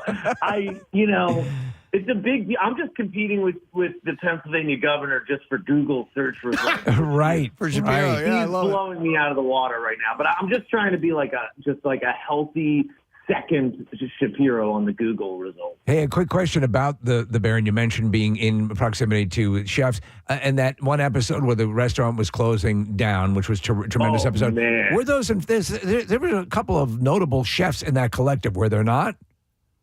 There's like 10 notable chefs. Yeah. First of all, it's like the most amazing chefs from around the world that were coming in. I mean, people were flying in from like Amsterdam and Spain and it was just, and we had chefs from New York and LA and Chicago.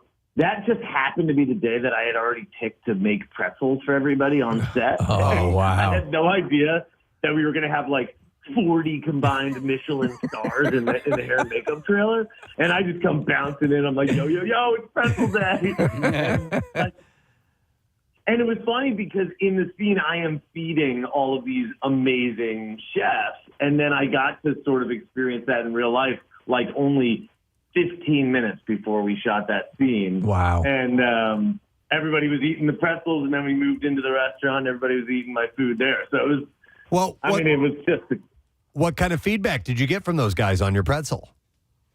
They were so into it. Awesome. Yeah. You guys you might understand. I didn't understand how much better a Philly pretzel is than just a general soft pretzel that somebody gets elsewhere in the country.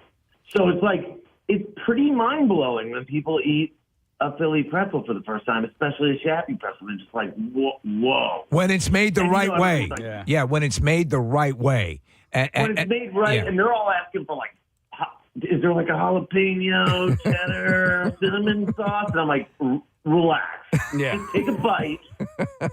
And then if you still want the jalapeno cheddar, Wetzel's is straight down Riverside. You make it right on Moore Park. It's on the first floor of the mall. Go to Wetzel. That's what I tell people. Yeah. Adam, I wanted to ask you all that stuff. All that crap. I wanted to ask you another question about the bear, if you don't mind, because episode Bring 3. This is a spoiler-free question, by the way. So if you haven't gotten to this episode yet, I'm not going to give anything away. But episode 3, which was called Doors, was enormously stressful, and I found myself, maybe I'd had a tough day or whatever, but I found myself asking myself, do I even like this show? I love this show, right? It's a fantastic show, but it made me feel so uneasy. So I want to ask you, as a fan of the show and as a viewer of the show as well, and somebody who's been on it, when you encounter those stressful episodes or you're watching them, what do you feel, and does it make you appreciate the more heartfelt episodes as well that you know are going to come later in the season? Yeah, man. It's so funny. It is the most stressful show. Like, my wife doesn't even watch it with me. She's like, I can't do it. Like, she worked in restaurants for too long. She says it's just like a triggering. Like, yes. But it is really stressful. But I will say that, like, even in those really stressful moments that happen on the show, I feel like when we're shooting them, they're a little bit more fun than that. Yeah. I don't know. It's like so much fun of the show and getting to be like, I'm like, oh, I can't wait to be in the kitchen where everybody's yelling at each other and people are saying, yes, chef, and the chef comes over and yells at me. Like, as an actor, I'm like, this is the most fun day I've had in weeks. Right. You know, Olivia Colman is like telling me to like move a little bit faster. But so for me, it couldn't be more fun, those scenes. And then when you watch them back, you're like, and the music's there and the editing and like the brilliant post-production. And you're like, oh, this is like an unbelievably stressful scene. But while we're shooting it, it just, I don't know. It's just like, that's the kind of scene that actors get off doing, you know? It's so much fun. It's, I mean, listen, it can be very, very chaotic and it gives me anxiety, but like these are very simple situations with like complex, features and stuff like that. And like your character in particular it's so wild because you're kind of a bad guy, but you're not an unlike, you know what I mean? Like you're not slimy or anything like that. Like your character is extremely likable, but like you're trying to do something as a viewer. I'm like, no, don't do that. Which is completely logical. Yeah, what he's totally attempting to do. logical. He's spotted talent. I know, and it's the kind of thing that happens in restaurants, and it really does happen, and it really does create sort of a ripple effect, like beyond that one restaurant, like of the restaurant community. When there's shifting around of staff at restaurants at that level, all of a sudden, it's a real thing. Yeah. I wanted to ask you on the other side of the coin of the many things that you're doing with the business, with the ascension of the success of Shappy Pretzel Company. At one point, so again, I think becoming a successful actor, becoming successful at anything takes a lot of hard work. And it's, how cutthroat and deadly the restaurant business can be. Have 96% or 95% all fail. When you're there and you're making pretzels at home, and from what I understand, at one point you were generating 500 pretzels like a day. How do you? Out of our tiny oven. How are you pulling that off? I wasn't sleeping at all. So that helped. You got a ton of hours. Right. You just never sleep. Yeah, you just don't sleep. No, it was weird. It was lockdown at the time, and so I had no distractions. Yeah. I didn't know enough about baking then, which was now like 3.5 years ago, to know that I was doing some things in the baking process that were pretty redundant and I didn't need to be doing. But I had been cobbling together recipes and YouTube videos and stuff like that. So there was a lot of parts of my process that I thought were essential. Like if you don't do this with the yeast in the right way, with the right temperature water, the pretzel's going to be terrible.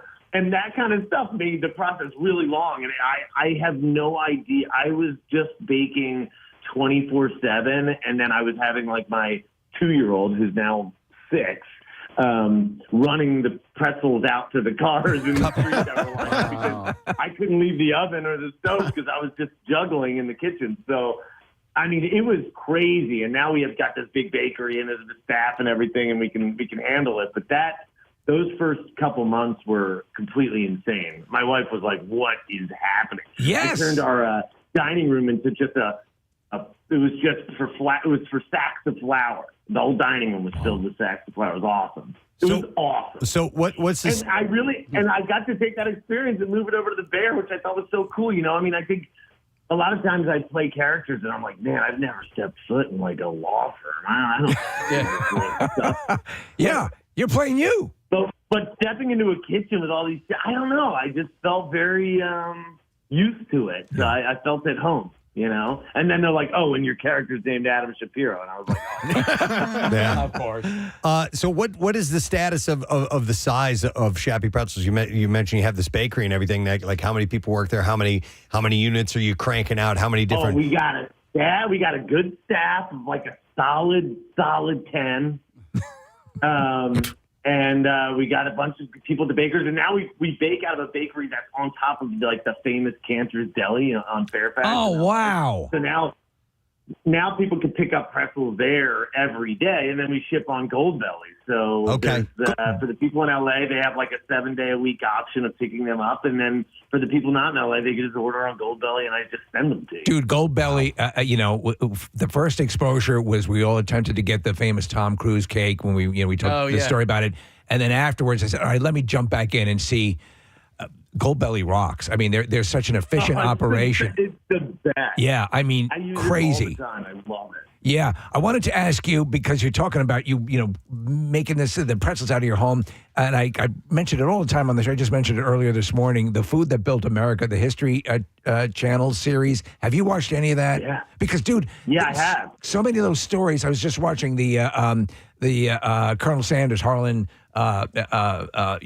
Sanders, whatever his real name is. But anyway, talking about he actually owned a gas station and wanted to draw people into the gas station. He had a family recipe, which was his secret recipe. And he's literally in the back making adjusting the menu and rolling out what they need. But the amount of razzle dazzle and the amount of, you have to be so many things at once. You have to know how to market your product. You know how to specify a certain thing. They talk about failed. For example, the sandwich for McDonald's that predated it was actually the filet of fish was actually a slice of pineapple as a sandwich. Really? Yeah.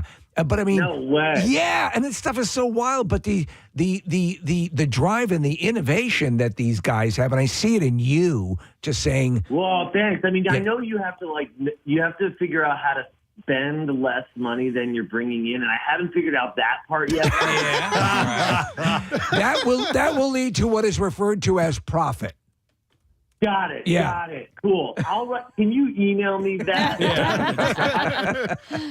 No, I literally we will get a big job. We'll make 1 million pretzels, and then I'll just go buy like 7 Eagles hats. I'm like, everybody on staff needs a new Eagles hat. Everybody needs the City Edition Phillies hat. I love that. I love spending the money immediately. If you're just tuning in, it's Adam Shapiro that we're speaking with, Chef Adam on The Bear, and many other, obviously, roles that he's had. And The Shappy, real Adam Shapiro, not the character. the real one, yeah. And The real Shappy Pretzels. Have you been back to Philly lately? Has it been a while? Been a stretch since you've made it back home? No, but I'm trying to get back there in a couple weeks, actually. Okay. But it has been a while. I was there for the last time I was in Philly was for I did a movie called She Said a couple of years ago, like 2 years ago now, and we screened at the Philadelphia Film Festival. I got to come for that. Awesome. Introduce the film and. Are you coming back in a couple weeks just to visit with family, or do you have something going on? Man, it was good to do that. Yeah, we're gonna go. I think we're gonna go to the U.S. Open in New York, and then I'm hanging around for like a week before I have to be up in Toronto. And I was like, I got to drive down to Philly. Yeah. People. So what's your dance card filled with the most? Is it the food requirements, or are the acting offers coming in, or is it a balance of both?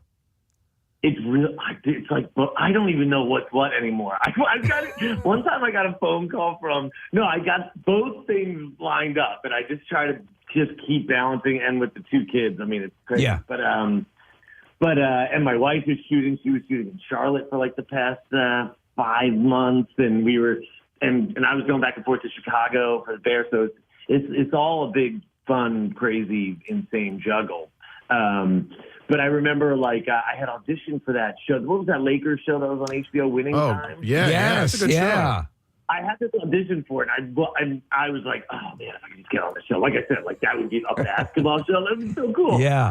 So I auditioned for the show, and then and I forgot about it, whatever. And then a couple days later, I get a phone call from somebody at HBO, and they're like, hey, I'm calling from Winning Time. And I was like, oh, okay. I mean, normally people just call my agent and then they make an offer, and then, but yeah. And she was like, are you available on Tuesday? And I was like, absolutely. Like, I'd be thrilled to be on the show. And she was like, yeah. So we just wanted to order maybe like 60 of the pretzels. What are you doing? Man. Cut them in half. You guys have like a nacho cheddar. Man. You know what, though? Whatever gets you in the door. Reframe, and I'm like, yes, of course I'm free on Tuesday. I'll be there with the pretzels. I was there on Tuesday watching the guy who got the role and feeding him pretzels, and happy to do it. Wow. Man, but you know, and it's the truth. We tell anybody, and interns and anybody who comes through the whole process, getting in front of people is it. That's it. It's the best. Yeah. I mean, it's all the same thing. It's all you're marketing yourself. You're driving around LA. Sometimes I'm acting. Sometimes I'm handing out pretzels. It's like it's all the same. Yes, Adam. The acting one's so much easier. I mean, especially when everyone just keeps giving me roles called Adam Shapiro. Adam, before the Bear existed, I didn't know about Maddie Matheson, and we started watching and talking about the Bear. Yeah, and so I remember listeners pointing out how awesome the guy was. He's a terrific follow on Instagram, and he plays Fact. Yeah. And he's a fascinating dude. Did you know about him before working with him, and what are your impressions of the guy? I did. I used to watch the show that he had on Netflix, and I was always a fan. I mean, I follow him on Instagram. Like I follow all these chefs on Instagram. That's why it's like, talk about like having that feeling of what's it, like, inferiority complex. Yes. Like, all the chefs I'm working with today are better than me, and all the actors I'm working with are like, yeah, you're the only one that kind of does both. Yeah. I'm like, no, Maddie Matheson does both, and like at a really high level. I mean, he's so good at. I can't believe how good he is at comedy and acting. Like, it's just insane. Mm-hmm. He's like the funniest part of the show, and he just started acting. I mean, it's just. People wouldn't believe that. Yeah, it would be hard to believe that if you watch his performance on the show, because he seems like this. And I love that he's like one of like a few people on the show that doesn't actually make any food. Like, I love that. Well, a perfect example is Abby Elliott, Chris Elliott's daughter.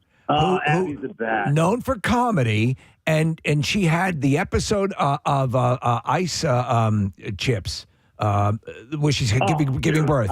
This was one of the most amazing episodes of television I've ever seen. 80% of it is in ultra close up with her and Jamie Lee Curtis in a hospital room. It was unbelievable. Abby Elliott has got the chop. Yeah. I'm telling you, she's the real deal, man. She's so good. And now she's like in Australia shooting with my girl Sarah Snook from Succession. Like, we're about to see. I feel like we're about to see a lot of Abby. Yeah, no doubt. Different types of projects. So obviously season 3 is out. Season 4 is down the road a bit. Have you guys even that hasn't even begun yet? Production, has it? Yeah, they're talking about it. Okay. We actually messed around with shooting a little bit of season 4 while we were doing season 3, but it was like there was a lot to do there. So. Yes. Acting-wise, what else do you have in the meantime? Anything that we should keep an eye out for, or are you waiting for the next I have role? no idea. Okay. I have no idea. Can you put on the radio that I'm available? Done. For acting? Well, I know for a fact you're in that multi-million-dollar production, the Adam Shapiro story. So, yeah, the Adam Shapiro story. We're in pre-production on that. Just sort of developing the character. Yeah. We don't know.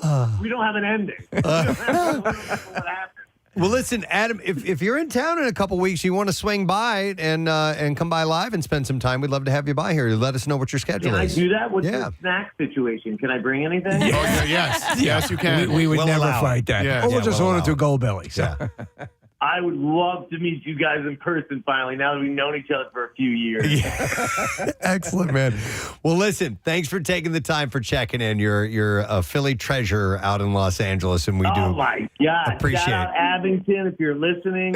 If you're in traffic right now in Abington, what's up? All right, man. Well, listen, have a good week, and we will talk to you soon. We'll see you here, all right? You guys are the best. Thanks. Appreciate it. Adam Shapiro, The Bear, many other shows, and also Shappy Pretzel Company, where he is bringing real Philly-style pretzels to the good people of Los Angeles, and it's a rave right now. People are loving it. So. Yeah, good for him. Yeah, most definitely. Super, super nice guy. Yeah. Super nice guy. All right, we are going to break, and we'll get back in a second, and we'll get into some Bizarre File stories when we return, so hang out. You make sure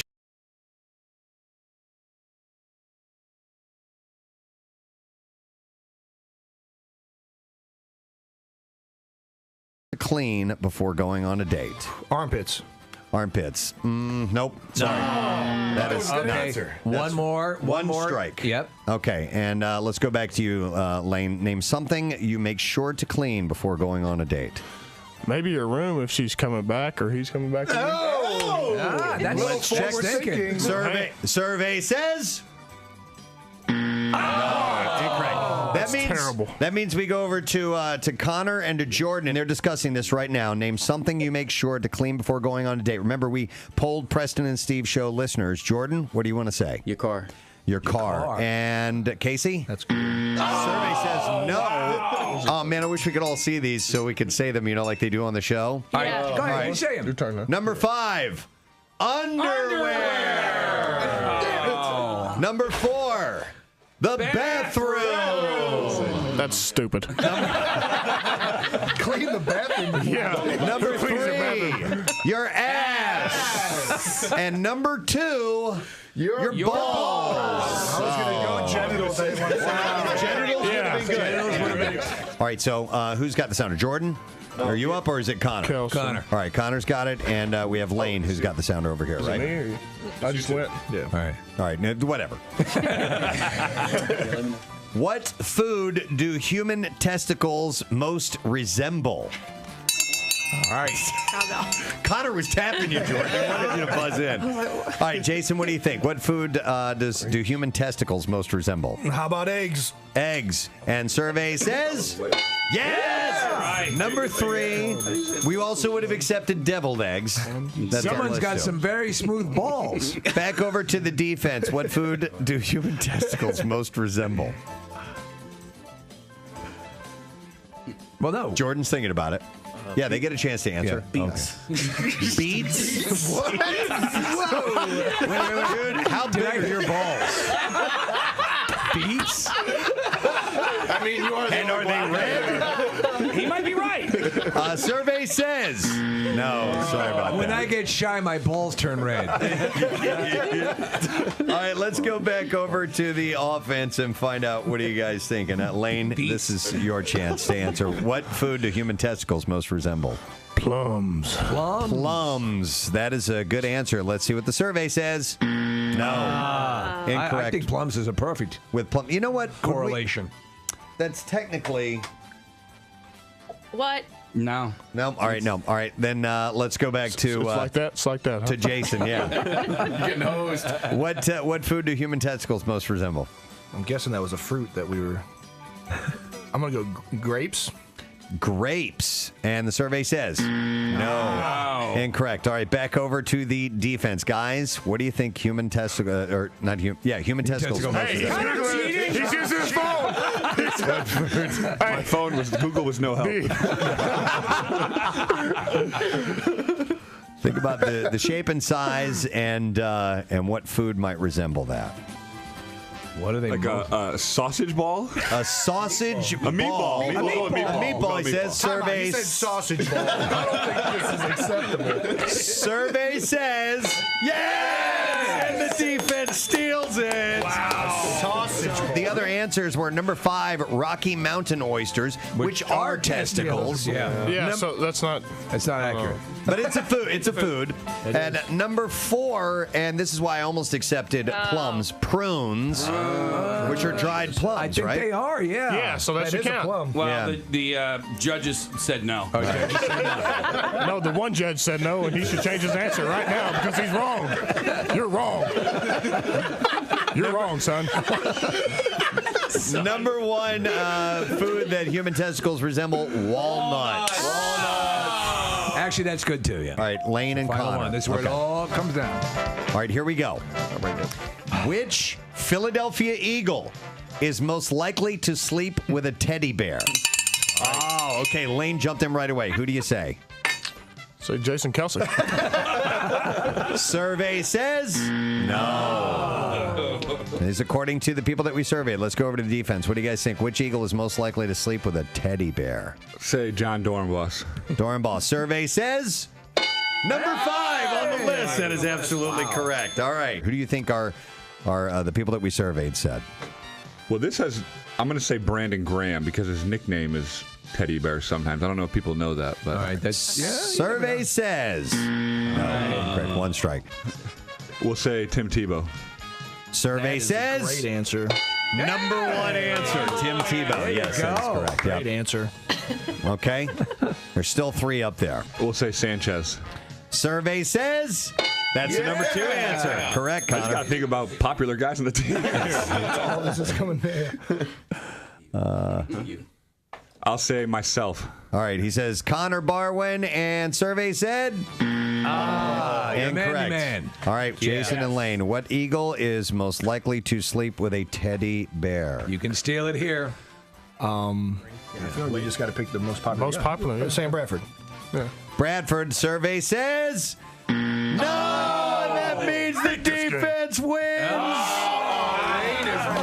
This is a highly contested result. We might have to escort him out. Over plums and prunes. The other answers were DeMarco Murray and Riley Cooper. Well, thanks for playing the game, guys. We appreciate it. Thanks for Jason, having us. Connor, Lane, and Jordan, who are here this morning. Sir Ian McKellen cannot be bought. He reveals in a new interview. Just placed a call to Chuck DeMarco. An interview with the Daily Mail. I can't be bought. He says that he rejected an offer to officiate Napster founder Sean Parker's wedding in character as Gandalf from Lord of the Rings. That's a little demeaning. For how much? $1.5 million. I'll put the suit on now. Damn right you will. How can you pass that up? I mean, sure, it's below you, but it's $1.5 million. I'm afraid, how about I'll get the suit now. I'll provide my own beard. Could you imagine? I mean, Yes. you know, Jesus. everybody's got a price, right? Bye. F ya. I'll officiate as Gandalf. I'll do the first dance as Magneto. And I'll even do a panda bear. I'll do Kung Fu Panda if you want. I don't give a good goddamn. That's good money. Ian says I was offered $1.5 million to marry a very famous couple in California. Yeah, a couple. Which I would perhaps have considered doing, but I had to go dressed as Gandalf. So I said, I am sorry, Gandalf doesn't do weddings. Well, why not do it and then donate that money to a charity? That would listen. That's a great idea. No, keep the money. Okay, donate. And donate the wedding to charity. And no, because here's the deal. I mean, you know, it's just the act of dressing up for you. That's the whole thing, as opposed to for an audience or for a review or something, or a piece of art. Right. That's where his beef is, I think. So is the fear that if he does it for Sean Fanning, he has to do it for anybody else that has $1.5 million? I don't know, maybe. He said, I don't go. It is an honor for Gandalf to officiate the wedding of the situation. Many years when we first saw you and your abdominal muscles on the Jersey Shore, we were all moved with your daily ritual of gym, tan, laundry. But as time progressed, you fell in love with Sophia. And now you two shall enter into the holiest of unions. May we have the one ring. I'm so glad Mike D is here, and Snooky, and even Puck showed up from an earlier TV show. Wow. Oh, God. That would be weird. Yeah, I could see where it'd be a little demeaning. If they make him drive, if the word was he had to literally show up in costume, or maybe they could set up a place behind the, in the alleyway. He would have had to have been me with my my socks on going on. God damn it! Why did I agree to this? I can't get this thing that hooks in the back. Yeah. It's like 90 degrees, and he's wearing this full robe. My balls are swimming. So we had a funeral to attend earlier this week, and my entire family cut the line. Your entire family cut the line at a funeral, at a viewing? Yeah, at a viewing, yeah. So let me just set it up for you. Let me tell you exactly what happened. You have a decent-sized family. Well, so it was, so here, hear me out. I know what happened. I'm Kathy Romano. No. Could I get a seat closer to the coffin, please? No. So my mom showed up right before us, and so she was in line. My mom was in line. Me, my dad, and both my brothers came a little bit later. Well, we came at the wrong time. We pulled up. The parking lot was full. The cars were on the street, down the street. The line was through the room. Out into the lobby area, down the hallway, out the door, and down the side. So it's a hopping wake. It was a hopping wake. It was the wake to be at. So it was one of my mom's. It wasn't bougie at all. Wasn't bougie at all. It was one of my mom's best friends. She's been friends with this woman forever. It was her brother. So we knew him. We had met him a few times over the years. Had just recently seen him. Maybe it was a year ago or something like that. But we were there for my mom's friend to pay our respects to her. Show support. Yes. So you weren't even super close with this person. Right. You figured that you could be obnoxious. Sure. Yeah. You can cut in line. No. So my mom was in line, and the line to get up to the family was so long. So the way the funeral home is set up, I parked out. I'm not doing that. No, it was not like that. No, just listen. So I parked out back, and there was a back door. So we walked through that door, and they were kind of filtering people because there were other people coming through that door. They were kind of filtering people off to the side to try to get them to go back outside and get in line. It wasn't working. There were other people that were kind of merging into the line, which we probably could have done that. But I looked into the room, and my Christopher goes, "Look, there's Mom," and he just beelined it. He walked directly. Go. And they had they had ropes set up, and because there were so many people, they were expecting a lot of people. Yeah. No, it was Christopher. It wasn't me. It's like the wake version of Goodfellas, where she comes into the back through the kitchen, and they, what do you do for a living? I'm on radio. So Christopher just walks right over to my mom and, says, "Hi, Mom," gives her a hug. Now, my mom is maybe 10 people away from the family, so she was right up front. She had yet to reach the casket, but she was right there. Yeah. And my dad, not caring about anything, just same thing. He walked over and just he went, "Excuse me," to the people behind my mom and just stepped right in front of them. So now I'm there, and I'm like, okay. And so I follow suit. I go over and I say hi. And now my mom is facing directly forward, and she's like, "I can't even look at the people behind us. I just can't." She was like, she's mortified. And I'm like, "I'm gonna go sit in the chairs. I'm not gonna wait in line so that all three of us have now butted in line. I'm going to go sit at the chairs." So I went over, I sat at the chairs, and then when they got up to the family, I just snuck over and I got in. I said hi to my mom's friend and all of the other family members. Now we're finished. We said hi to the family, paid our respects, and we're now exiting. And they have a line set up for the people exiting. Well, why didn't you take some flowers on the way out? Right. Listen, it actually gets worse. Oh no. So as we're leaving, when I butted in line, I went in front of my mom. So I was the first of my family. So I'm leaving now, and all of a sudden I see my brother Jim, and he's walking down the exit line. He walked up the exit line. He walked up the exit line, ran over to my mom's friend, paid his respects to the family, and then we all got out. Now we're in the lobby, and the people who were behind us the entire time. I'm sorry, it's fantasy football night. Right. Who never said anything. Yeah. I see them walking out, and I'm like, we got to go. I'm like, let's go. I mean, we were all pretty embarrassed, but you saved a lot of time. We just didn't want to. I'll tell you this. Really.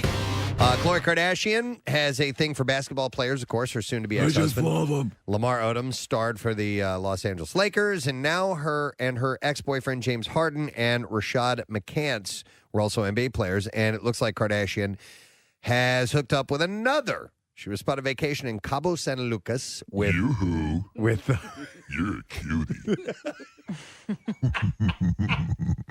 Just pulled up a text here. It says, shout out from the top of the World Barrow. Here we go. Let me restructure that. Shout out from the top of the world. Barrow, Alaska. We had our first sunset in 3 months on Monday. Wow. Longtime Philly boy watching the stream. So we appreciate that, man. Thank you so much checking in from Alaska. Awesome state. Most definitely. All right, let's do the Bizarre File. WMMR presents Preston and Steve's Bizarre File. Brought to you by The Bagster. The Bagster. I just used a couple of them. Yeah, you can buy yours now at any home improvement store. Just $29.99. You fill it up, they pick it up on your schedule, and The Bagster is a dumpster in a bag. Buy, fill, gone. So for the past few weeks, Randall White has been dealing with a persistent and annoying problem right outside his San Francisco condo. He said, I was like, where is that coming from? And I looked down, and I was like, I think it's coming from the Waymo cars. So a parking lot just outside of his condo full of the driverless Waymo cars has had multiple incidents where suddenly the vehicles seemingly become confused and they start all honking at each other. Oh, my God. Oh, man. White said that he heard it the first time at about 2 weeks ago. He woke up around 4 a.m., but then it happened again and again. And he said, I started thinking, well, this is an issue. White isn't the only one who's had issues with the noises either. Several people who live in buildings nearby the parking lot have had similar complaints. White says he and others have reached out to Waymo about the issue. In a statement, Waymo said, we are aware that in some scenarios, our vehicles may briefly honk while navigating our parking lots. We have identified the cause and are in the process of implementing a fix. So that for some reason also that people are like get angry at these driverless cars and will attack them. Steve, I think it's like we've seen it displayed in movies before, like iRobot and Bicentennial Man, that some people just hate robotic, automatic things for whatever It's unnerving reason. to them. Yeah.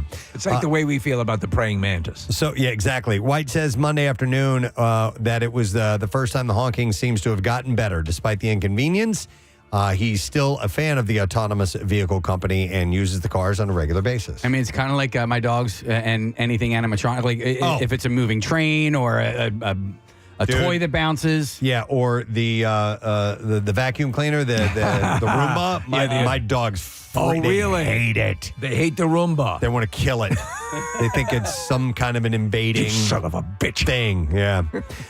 In Indianapolis, a road rage shooting last month that injured an 18-year-old erupted over a stray piece of trash that blew out of his pickup truck.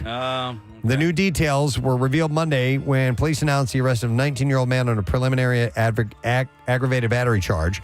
Police said that they received reports about shots being fired from one vehicle toward another. Moments later, the call escalated into a person suffering gunshot wounds arriving at a gas station in the same area. An 18-year-old was taken to the hospital with non-life-threatening injuries. A passenger who was pregnant was not injured. The 18-year-old reported that gunfire began after stray pieces of plastic and a box fell out of the back of his pickup onto the interstate. He was returning from a contractor assignment. Police said that the alleged shooter pulled up next to him in a gray Nissan and fired several gunshots into the driver's side, striking him in the leg. 4 bullets pierced the window, 2 hit the driver's door. The 18-year-old told investigators he returned fire. He had a gun and he shot twice. Oh, yeah? Other motorists on the roadway at the time told police that the shooter drove off and got lost in traffic after the gunshots. Police traced the vehicle to the 19-year-old man who was later taken into custody. So I wasn't sure if somebody was pissed off about littering or whatever. Because yesterday in the parking lot at the Lawrence Park Shopping Center, I watched this guy throw 2 gum wrappers out his window. He's just parked. Shoot him? I hate No, man, but like I was struggling with whether or not I should go up and pick up the gum wrappers next to his window. Right. And what I should say. And what I wanted to say was, here, let me throw this away for you. You know, that was the nice way to, but I ended up not doing it because I was like, for that reason, I'm like, this guy could have a gun. He could have a gun. I had on a whole other note about something coming out of the back of a pickup. I was driving. I was on the highway, and I think I was on the Atlantic City Expressway, and they an empty bag of some type, like a mulch bag. Yes. So the back of a truck, and it got caught on my side view mirror. Oh, man. And I'm doing like 70 miles an hour. And you need, And there's nowhere to pull over. And so I'm just driving along. So your side? I took video of it to show you guys. I will show you it later on. No, it was on the passenger side. Oh, so you can reach, I couldn't reach out and get it. Yeah.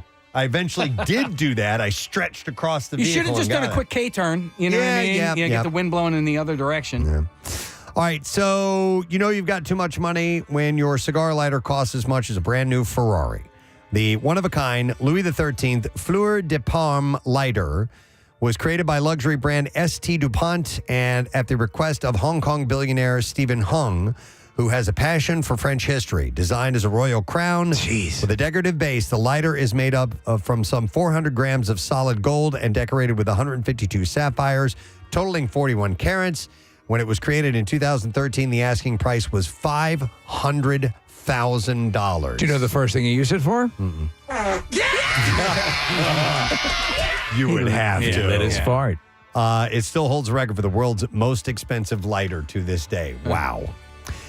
Next month, this is your last chance to go naked in a cave in upstate New York. The 6th annual Naked in a Cave at Howe Caverns is scheduled for September 28th, and it will be the final Naked in a Cave event that organizers announce on Sunday. It's being replaced by Erect in a public library. If this event has been on your bucket list, don't miss out.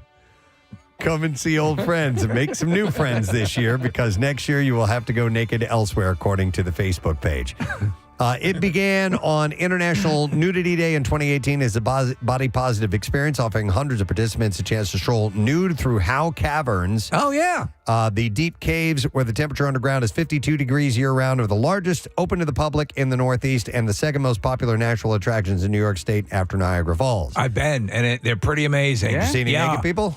Didn't see naked people, no. We better go this year. Yeah. Naked in a Cave 2024 is limited to 350 participants. Event organizers and event offerings also include dinner, an art project, and stand-up comedy performances by comedian Steve Van Zandt. You have to be 21 or older, no cameras or phones are allowed at the event. And then we'll do one last story, and then we will wrap it up. Fayette County schools, public schools in Tennessee, have axed field trips for students because of low test scores in math and reading.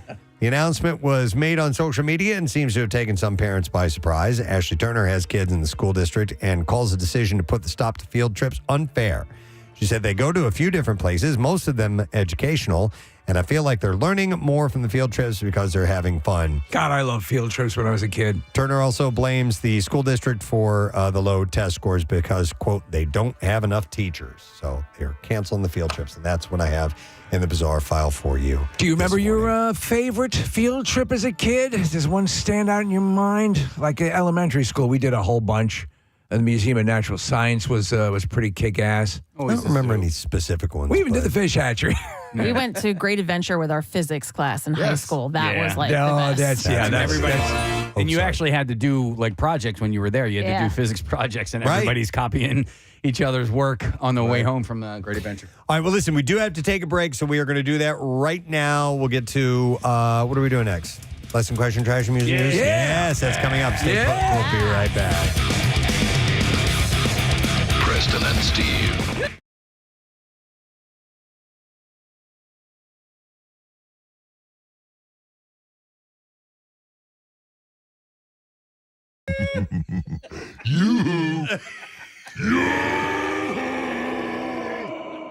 An avalanche starts.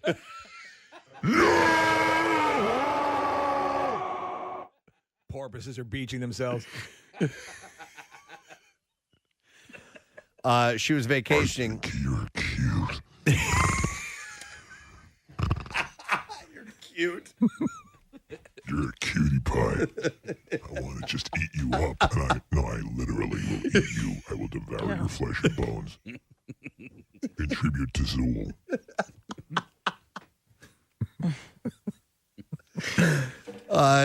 She was in Cabo with Tristan Thompson of the Cleveland Cavaliers. Yeah, I say this with all due respect. If you have had the checkered history with basketball players that she's had, as the family's had up to this point, maybe deviate from that a little bit. But she needs big guys because she's a big girl. True. You know what I mean? Well, then get the who's the guy from Game of Thrones?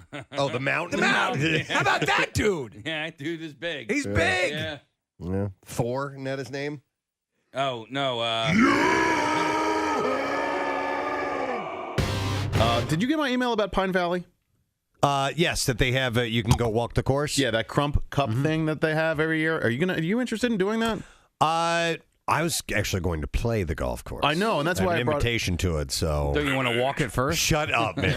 It is the #1 golf course in the world. In the world. A lot of people don't realize that. Here, right across the river in New Jersey, kind of near the Blackwood area. It's in Clementon. It's by Clementon Park. Right. The #1 golf course in the world. According to Golf Digest, according to Golf Magazine. Yes. In the world? In the world. Is right here? Well, then, all right, dare I say the universe.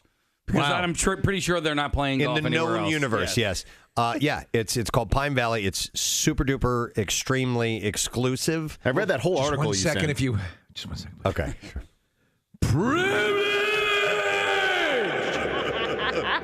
I've been invited by somebody who knows a member there, and don't you want to walk it first? Maybe? We were supposed to play like a month ago. Oh, the day before. Oh, Steve, I got the day before I was supposed to play, I got a text from them that said that there was a work emergency and I couldn't go. And you were so excited. I'm not even making this up. I'm not saying this figuratively. I literally was having a dream about it the night before. I was that stoked to go. Steve, and it hasn't come together yet. So is this the privilege approaching? Privilege. Privilege. Privilege. Privilege. Privilege. Privilege. Privilege. Privilege.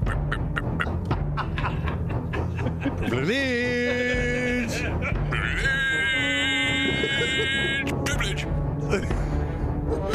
Steve was showing me a video this morning. The Paralympics are going on right now. They're fascinating to watch. I saw two things the other day. I saw, Nick showed me a volleyball player who's 8 feet tall, and he just sit on the ground and play volleyball, but he's an 8-footer, so he's got a bit of an advantage. Yeah, basically he's taller than the net. Yeah, and then I saw a guy in an archery competition with no arms. Yeah. So he holds the bow and pulls the bowstring back with his feet. And that requires a good amount of strength. Crazy amount of strength. I don't know what pound-pull bow he was using, but just to position yourself that way is pretty wild.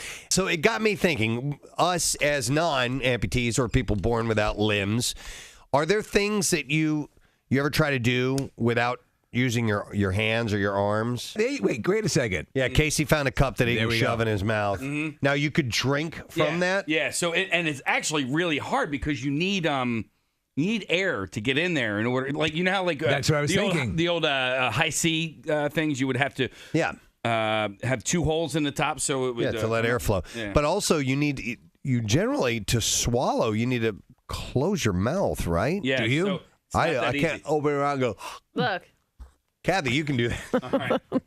Oh, Max has it. Max can do it. He's got a huge cup in his mouth too. Yeah, this is probably. Yeah, there you go. Now say something. Not quite. We used to scream into cups.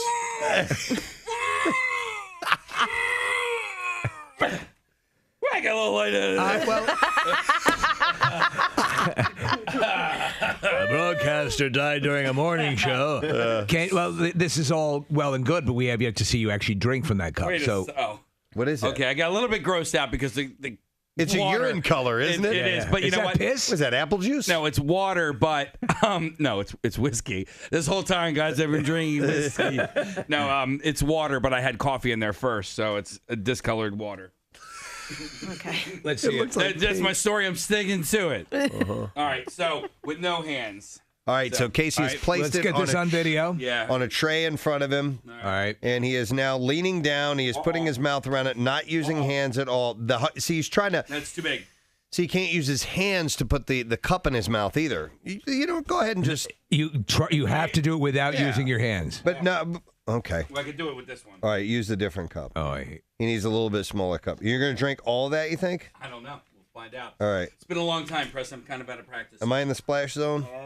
All right, so he's now putting his mouth around it. He's trying to. I think he needs a little assistance from his hands. Do you need a little slow jazz? No, here we go. What? He's gonna wrap his mouth around it, and all right, here we go. I want to see this. It's around his mouth. He's throwing his head back. Oh my god! Oh my god! He's doing it. Gross. He did it. I'm impressed. Yeah. Good job. That is disgusting. It is, right? Yeah. You have to, Jen. Just you're just pouring it down your maw. You're not. There's no swallowing, right? No. I mean, you have to glug a little bit. Yeah. Your But, maw. But I guess I was maybe a little bit wrong in my initial assessment. I probably did have to use my hands in the beginning. So Casey has been. He's had a particular brand of yogurt. I eat Chobani yogurt. I get it. I have it every day. It's just part of. It's my breakfast. Your it's what I yogurt. have. So it makes you you. Yeah, and And I eat Chobani yogurt too. I do. But what's the other brand? Dannon makes a yogurt called Oikos, which Oikos. That's it. Okay. Which I prefer. It's a little bit creamier. So I brought some Oikos yogurt in this morning. I asked hey, have you ever had a chance to try that Oikos yogurt yet? Because you've recommended it. Well, here's the first great part about this is that Casey asks as if he's never asked before. No. Which I think is what bothers Preston. He's asked me several times. You really have to understand the intentions behind my question because it was a brand new yogurt that I have not eaten yet Yogurt. with a spoon that I have not used yet. So the question really was. It's now or never. I was going to offer him some. He wants you to try this yogurt so bad. I asked him. I said, "Oh, have you ever had the chance to try that yogurt yet?" And then he responds. He's like, "No, you asked me that like a year ago." And No, he said you've been asking me for a year. That's what he said. So Because it's been a number of times, and so finally, I sensed some irritation on your part. Total irritation. So then the irritation comes to me because I literally, including today, have asked him twice. So he's like, "You've been asking me for a year." No. I literally have asked him two times. You have, Casey. It's been. This was not the second time. It's been many times that you've at least. No, you haven't asked me to try it, but you certainly said, "Man, I like this stuff. This is really. I used to have Chobani, but this is what I eat, and I like it better." All right, Preston. I'm like, okay, that's cool. Good. Agree to disagree. Whatever. And then finally, I go, look. It's at Wawa. Chobani is at the Wawa I go to. That's why I get it. And I just explain it. I just let it all spill out like that. I'm like, this is why I get it. I have my one stop in the morning. This is why I pick up. It's my ritual. It's what I have. The nerve had been laid bare. Yeah. Yeah. So, With a little more attitude. and this is A right lot more before attitude. we're going to. He was super douchey about it, right? Right, for a simple question. I was just asking about yogurt, and he was a total a-hole about See, it. this is I'm the tired of it. This is Right. the husband and wife dynamic. And then Casey had to do a live spot, and Preston put his headphones on. And after you put your headphones on, Casey goes, "I can't say anything." I can't ask many questions, and that's how I feel sometimes. But at this point, you'd think that you would catch on. He doesn't take well to these things after 4 It's on times. 93.3 WMMR, and we dance. It's Preston and Steve Show. It's 9 minutes after 10. On Thursday morning, we'll give away a Word of the Week prize tomorrow morning. So you need that letter today, and then tomorrow that makes the word. And hopefully walking out here with some diamond jewelry from Steven Singer Jewelers, because that's what we have up for grabs this week. I would like to give something else away in the meantime. We have a pair of tickets for an evening with Mr. Peter Billingsley, Ralphie from A Christmas Story. He's obviously going to be talking about all the things Christmas Story. And this is not until December, so you'll be in the full mode by then. Yes. December 4th is when the show is at the Keswick Theater. And all you have to do is answer this question correctly. Who's the surprise musical guest at this year's Crime Con? 215-263 WMMR. This was uttered around 7 o'clock this morning. You had to have heard it because it's not really a guest at Crime Con. But according to this program, who is the surprise musical guest at this year's Crime Con? 215-263 WMMR. If you know the answer, call right now. The trash business is a gold mine. 93.3 WMMR with Preston and Steve's Hollywood Trash. And while we are awaiting that phone call, Steve Morrison shall regale us with some stories from the trash. What's up, Steve? Yes, well, excuse me, Halle Berry wearing a sheer see-through dress while attending the premiere of her new Netflix movie, The Union. Berry said it was great to see so many industry friends with raging boners. The family of one of the passengers of the ill-fated Titan sub that was lost while attempting to see the Titanic is suing for gross negligence. A spokesman for OceanGate refutes that claim, saying up until the point of the catastrophic implosion, the passengers seemed to be having a good time. Oh my God. And finally, the current owner of the modest Louisiana home Britney Spears grew up in says the producers of a new movie about her are welcome to film there. In fact, the owner says there are still pencil marks on the doorway of Britney's bedroom showing how high she could spit tobacco. That's a Hollywood Trash. We're looking for an answer to this question. Who is the surprise musical guest at this year's Crime Con? And 215-263 WMMR is the number. So we will go to John and see if he's got the answer. Good morning to you, John. I'd like to apologize to Kathy Romano and her pool boy, Bradley Cooper. Keeper. All right. John, who is the special musical guest at this year's Crime Con? Corey Feldman. Corey Feldman. That's right, John. Hang on. We're going to give you a pair of tickets for an evening. An evening with Peter Billingsley and A Christmas Story. It's going to be Wednesday, December 4th at the Keswick Theater in Glenside. Tickets on sale now at AXS.com. Now, Preston and Steve's Music News on 93.3 WMMR. All right, here's what we have in the world of music news. 15 years ago, Alice in Chains released Black Gives Way to Blue, and it's been out of print ever since, until now. Craft Recordings is issuing a 15th anniversary 2LP edition of that. The album debuted at number 5 in the Billboard 200, has several hits, including the title track that featured Elton John on piano. I didn't know that. Yeah, the new edition will be available September 27th. Fans have the chance to pick one of these 3 limited edition color pressings up. He, come to think of it, throughout his career, Elton John has played the piano often, and I wouldn't be surprised if people thought of him as like a piano man. Yes, it would seem pretty obvious, right? So We Pray, the new single from Coldplay that has a ton of features, is set to drop on Friday, August 23rd. The track includes Little Sims, Burna Boy, Ileana, and Teeny. You had me a Little Sims. And it's the second song to be released from the band's upcoming album, Moon Music. The album will be the world's first record released as an eco record LP. Each LP is made from 9 recycled plastic bottles. It's made from leaves of lettuce. The album will also have the first ever eco CD release as well. We Pray debuted live during the band's Glastonbury 2024 headline set and can be pre-ordered now. The next release from the Lumineers will be a first for the band. Live from Wrigley Field is the first ever live album that they've released, recorded during their Wrigley Field show in Chicago, September 3rd, 2022. I like the Lumineers. They actually were the opening act for U2 at the Link. Yeah, which I saw that show. Didn't know they were going to be the opening act. Saw them. They opened for someone else like before that show, years before that show. Oh, I forget who it was. Anyway, I saw them there, wasn't expecting it.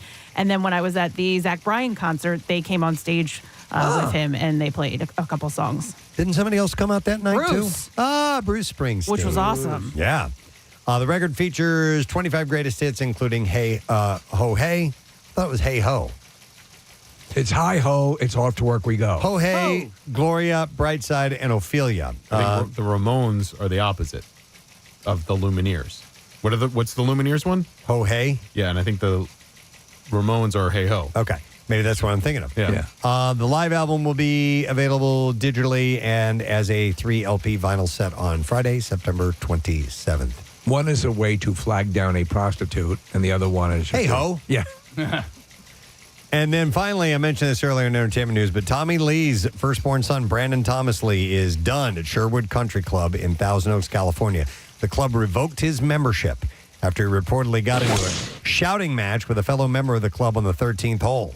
Don't you disrespect me. A member who lives on the course said Brandon was driving too close to the green and started videoing him, which led Brandon screaming at the homeowner. And Sherwood has a ton of famous members, by the way. Jack Nicholson, Sylvester Stallone, Justin Timberlake, and more, but not Brandon Lee. So, at these various courses where that buttress up against residential backyards and things like that, are there specific weird rules, or is it just... What about like hitting houses with golf balls and stuff like that? I don't know. I've heard either way. I've heard you're not at fault, you are at fault. It doesn't, as a golfer, so I don't really know. I never really have. All I know is I've hit a house or two in my time. Yeah. I've never had anybody actually come out and say anything. You probably get used to it after a while. Yeah. And that is all I have in music news for you this morning. Let's take our final break. Come back in a moment, wrap up the program, get our letter of the day for the Word of the Week prize, and then get out of your way for your afternoon with Pierre Robert. We'll be back in a moment. Stay with us. You feel he was sending...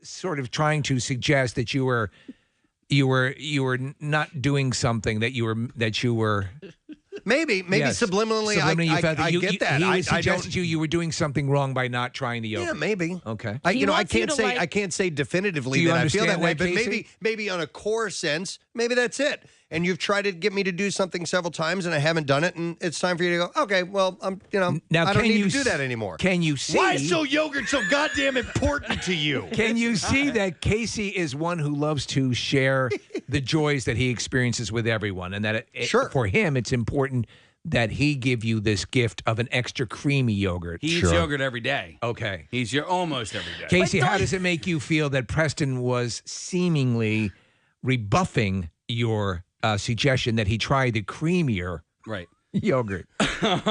So for me, Steve, Yeah. it goes beyond the yogurt. All right? It's indicative of a usual... It could have been anything. Okay. It could have been a piece of music. It could have been yogurt. It could have been... Music about yogurt. Another thing. A restaurant. It could have been anything. So he takes this tone with me a lot of times, and it's hurtful. It's hurtful. It's hurtful. It's hurtful. It's hurtful. It's hurtful. Listen, I've actually heard through the grapevine there's some issues going on here. That there's some issues going on here? Yeah. Okay. Yeah. Between you two. Oh yeah, it's countrywide. Between me and Casey. Crazy. The yogurt. The yogurt. Well, yeah, because I received your letter, Casey. You got a letter. So yeah, Casey actually sent me a letter. It's actually a fake letter from Casey, but And he writes, "Dear Casey." Yes. It said, Robert, please allow me to. Dear Robert, if Greeks invented yogurt, then they also invented a broken heart. Oh, you see, I recently noticed that Preston has been eating Chobani yogurt every morning for breakfast. But because I care deeply for Preston, I tried to turn him onto a much creamier, much healthier, better tasting Oikos yogurt. Well, my best intentions have sent our relationship into a spiral. And yes, we operate a mixing board together. But we're just going through the motions. Help us put our passion back in our relationship and into our mixing board. Wow. Yeah. So actually, that came from Steve. Thank you very much. But it sounded good. It sounded good. I was aware of everything that's going on here. So yes. So what's going on, guys? I mean, well, do you want to show you retired to the set? There's a Robert Irvine show set right in place here. Oh, you got to be kidding! No. All right. So Robert, you actually picked up on it. You know what the story is. There has been this tension because these guys are actually the best of friends. However, there are certain issues that were spelled out to you, and you do what you do best. And I've seen some of the clips of. So let's talk about what this. You do. Let's talk about this, Casey. You're a little in your face with this yogurt. Can we have that yogurt, by the way? Can you bring that? Yeah, bring out the yogurt if you can. Yeah. I want to try this yogurt. So you've been on a tray. Yes. I hope they're all the same flavor. So look. They are. They're all You're strawberry. really upset. Look at me when I talk to you. All right. You're really upset that he's using Chobani, right? And you like the other one. So you wanted him to try yours. So here's what I want you to do. Look at each other. And I want you to tell him that you like Chobani or you love Chobani yogurt more than you love him. Wow. I can't do that. Very good. Thank you. Now I want you to look at him and say you love your yogurt more than you love him. I can't do that either. Wow. I think we just had a breakthrough, We guys. did. I want you to feed him your yogurt. It's all about breaking. We're breaking now. Here comes the airplane. Okay. Now, what do you taste there? I taste love. Great. Now you take your yogurt and do the same thing to Preston. All right, here comes the train.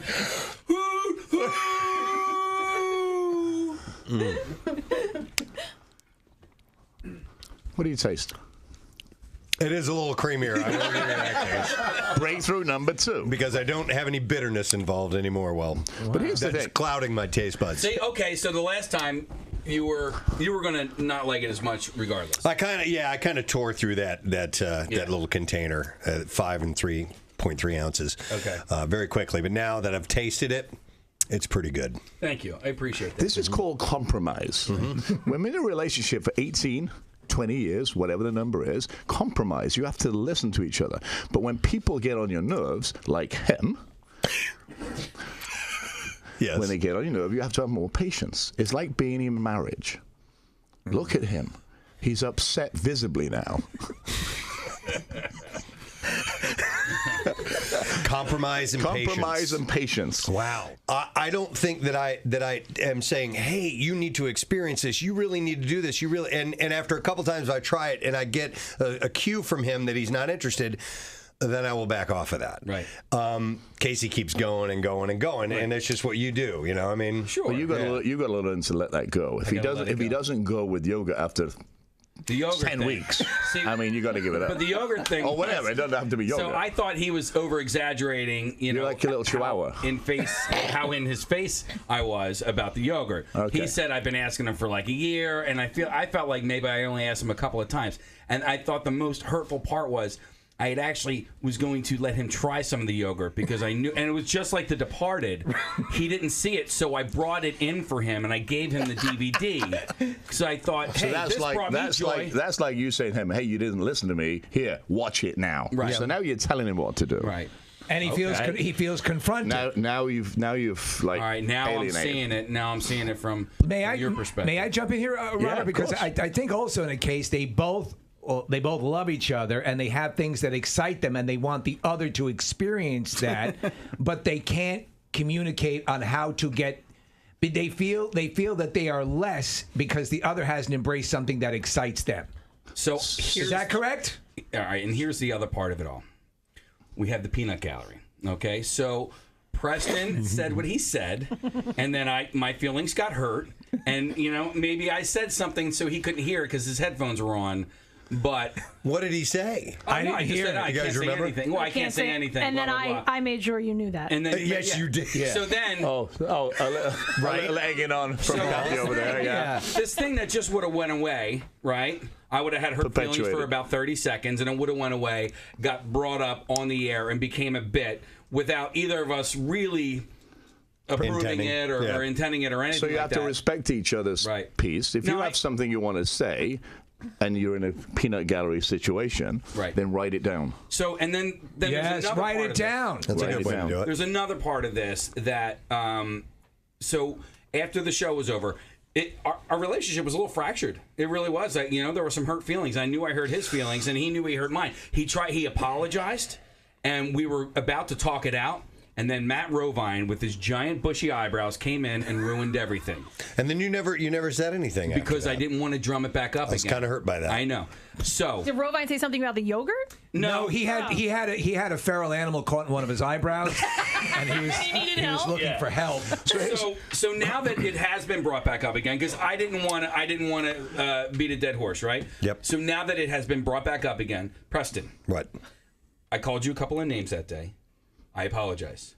I said you were being a dick, and I said you were being a douche. And I thought that was harsh, and those were my hurt feelings speaking, and that was not me, and I apologize. That's pretty bold of him. That's pretty. That's good. Okay, We're making breakthroughs. Right. Yeah. Stand up and give each other a hug. All right. Let's feed each other some yogurt. Love you, man. There you are. That was simple, right? Communication. Yeah. If you communicate well together, don't listen to the peanut gallery because they're always going to throw in. Sometimes he is a dick. Ouch. So I think Kathy's on the bench next. Yes, yeah. Well, Robert, we got to have a complete reach right here. Robert has it's a good thing, and 93.3 WMMR, everything rocks. Billy Morrison and Ozzy Osbourne with the tune. It is 10:26 on a fine Thursday morning.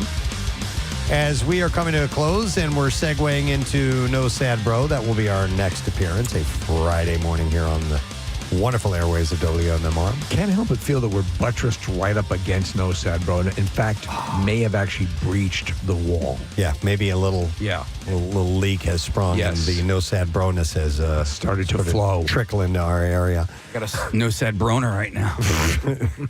Yeah. I like that. Thank you. No Sad Just Broner. made that up. All right, so you just made that up. Just made that That's up. good. I would like to thank Adam Shapiro for being on the show this morning. Shappy with Shappy Pretzel Company, and he's an actor, and he plays Adam Shapiro on The Bear, Chef Shapiro, Chef Adam. If you haven't seen that yet, it's a wonderful show, and it's great that he's such a cool, positive, awesome dude, and he's having success, and we're very happy for him, and he represents the Philly area. Does a great job. Coming by in a couple weeks, he said he'll probably stop in. Yeah, we'd love that. And say hello, so we'd love to see him. Speaking of seeing people, you can see Marissa tonight. She's going to be appearing at PJ Willahan's in Conshohocken on Ridge Pike, 5 to 7 p.m., a little happy hour activity. And that's where you can get signed up to possibly join us in Clearwater for Spring Training 2025. And not just, just take a trip to Clearwater. You get airfare, hotel, private boat party, tailgates, and an invite to one of our live broadcasts while we're there. They do it up right. Yep, phillysportstrips.com. You can buy a trip and make sure that you join us, but you can enter to win while Marissa's there today from 5 to 7. You can enter anytime, but stop by and see Marissa. She'll be there. 21 years of age. The contest ends on September 8th. So wonderful. And let's see. Congratulations again to For Pete's Sake. In Plymouth meeting, they were the Dunkin' Surprise and Delight Stop. Yeah. It's happening today, 1 o'clock. They'll go by, and they essentially are a respite for people youths that are dealing with cancer. It's a really cool organization. So we're happy to give them just a little nod, a little thank you. They deserve it. Courtesy of our friends from Duncan. We need to do the letter of the day. So you ready, Casey? I got you. Here we go. Preston and Steve on 93.3 WMMR. Now, the Daily Letter. The Preston and Steve Show is brought to you today by the letter E, as in Eagle Birds. That's perfect. And we have a pair of Anita diamond stud earrings from Steven Singer Jewelers. They're real 3/8 carat natural diamonds. At Steven Singer Jewelers, your diamonds are always worth what you paid with their full value lifetime trading guarantee. You can visit IHateStevenSinger.com to get real natural diamond jewelry today. I will take this moment to thank our sponsors. Our program today has been brought to you by Duncan, and the Preston and Steve Show runs on Duncan. Also brought to you by Acme Markets, fresh foods and local flavors. Tomorrow for the No Sad Bro, we will have, from Saturday Night Live, Michael Longfellow. Nice. Very cool. He will be joining us, and we'll do all of our Friday things that we have been come to know. So hopefully you'll be joining us. All right, that is it. We are done. Rage on. Have yourself a great day. We'll see you tomorrow, friend. Bye-bye.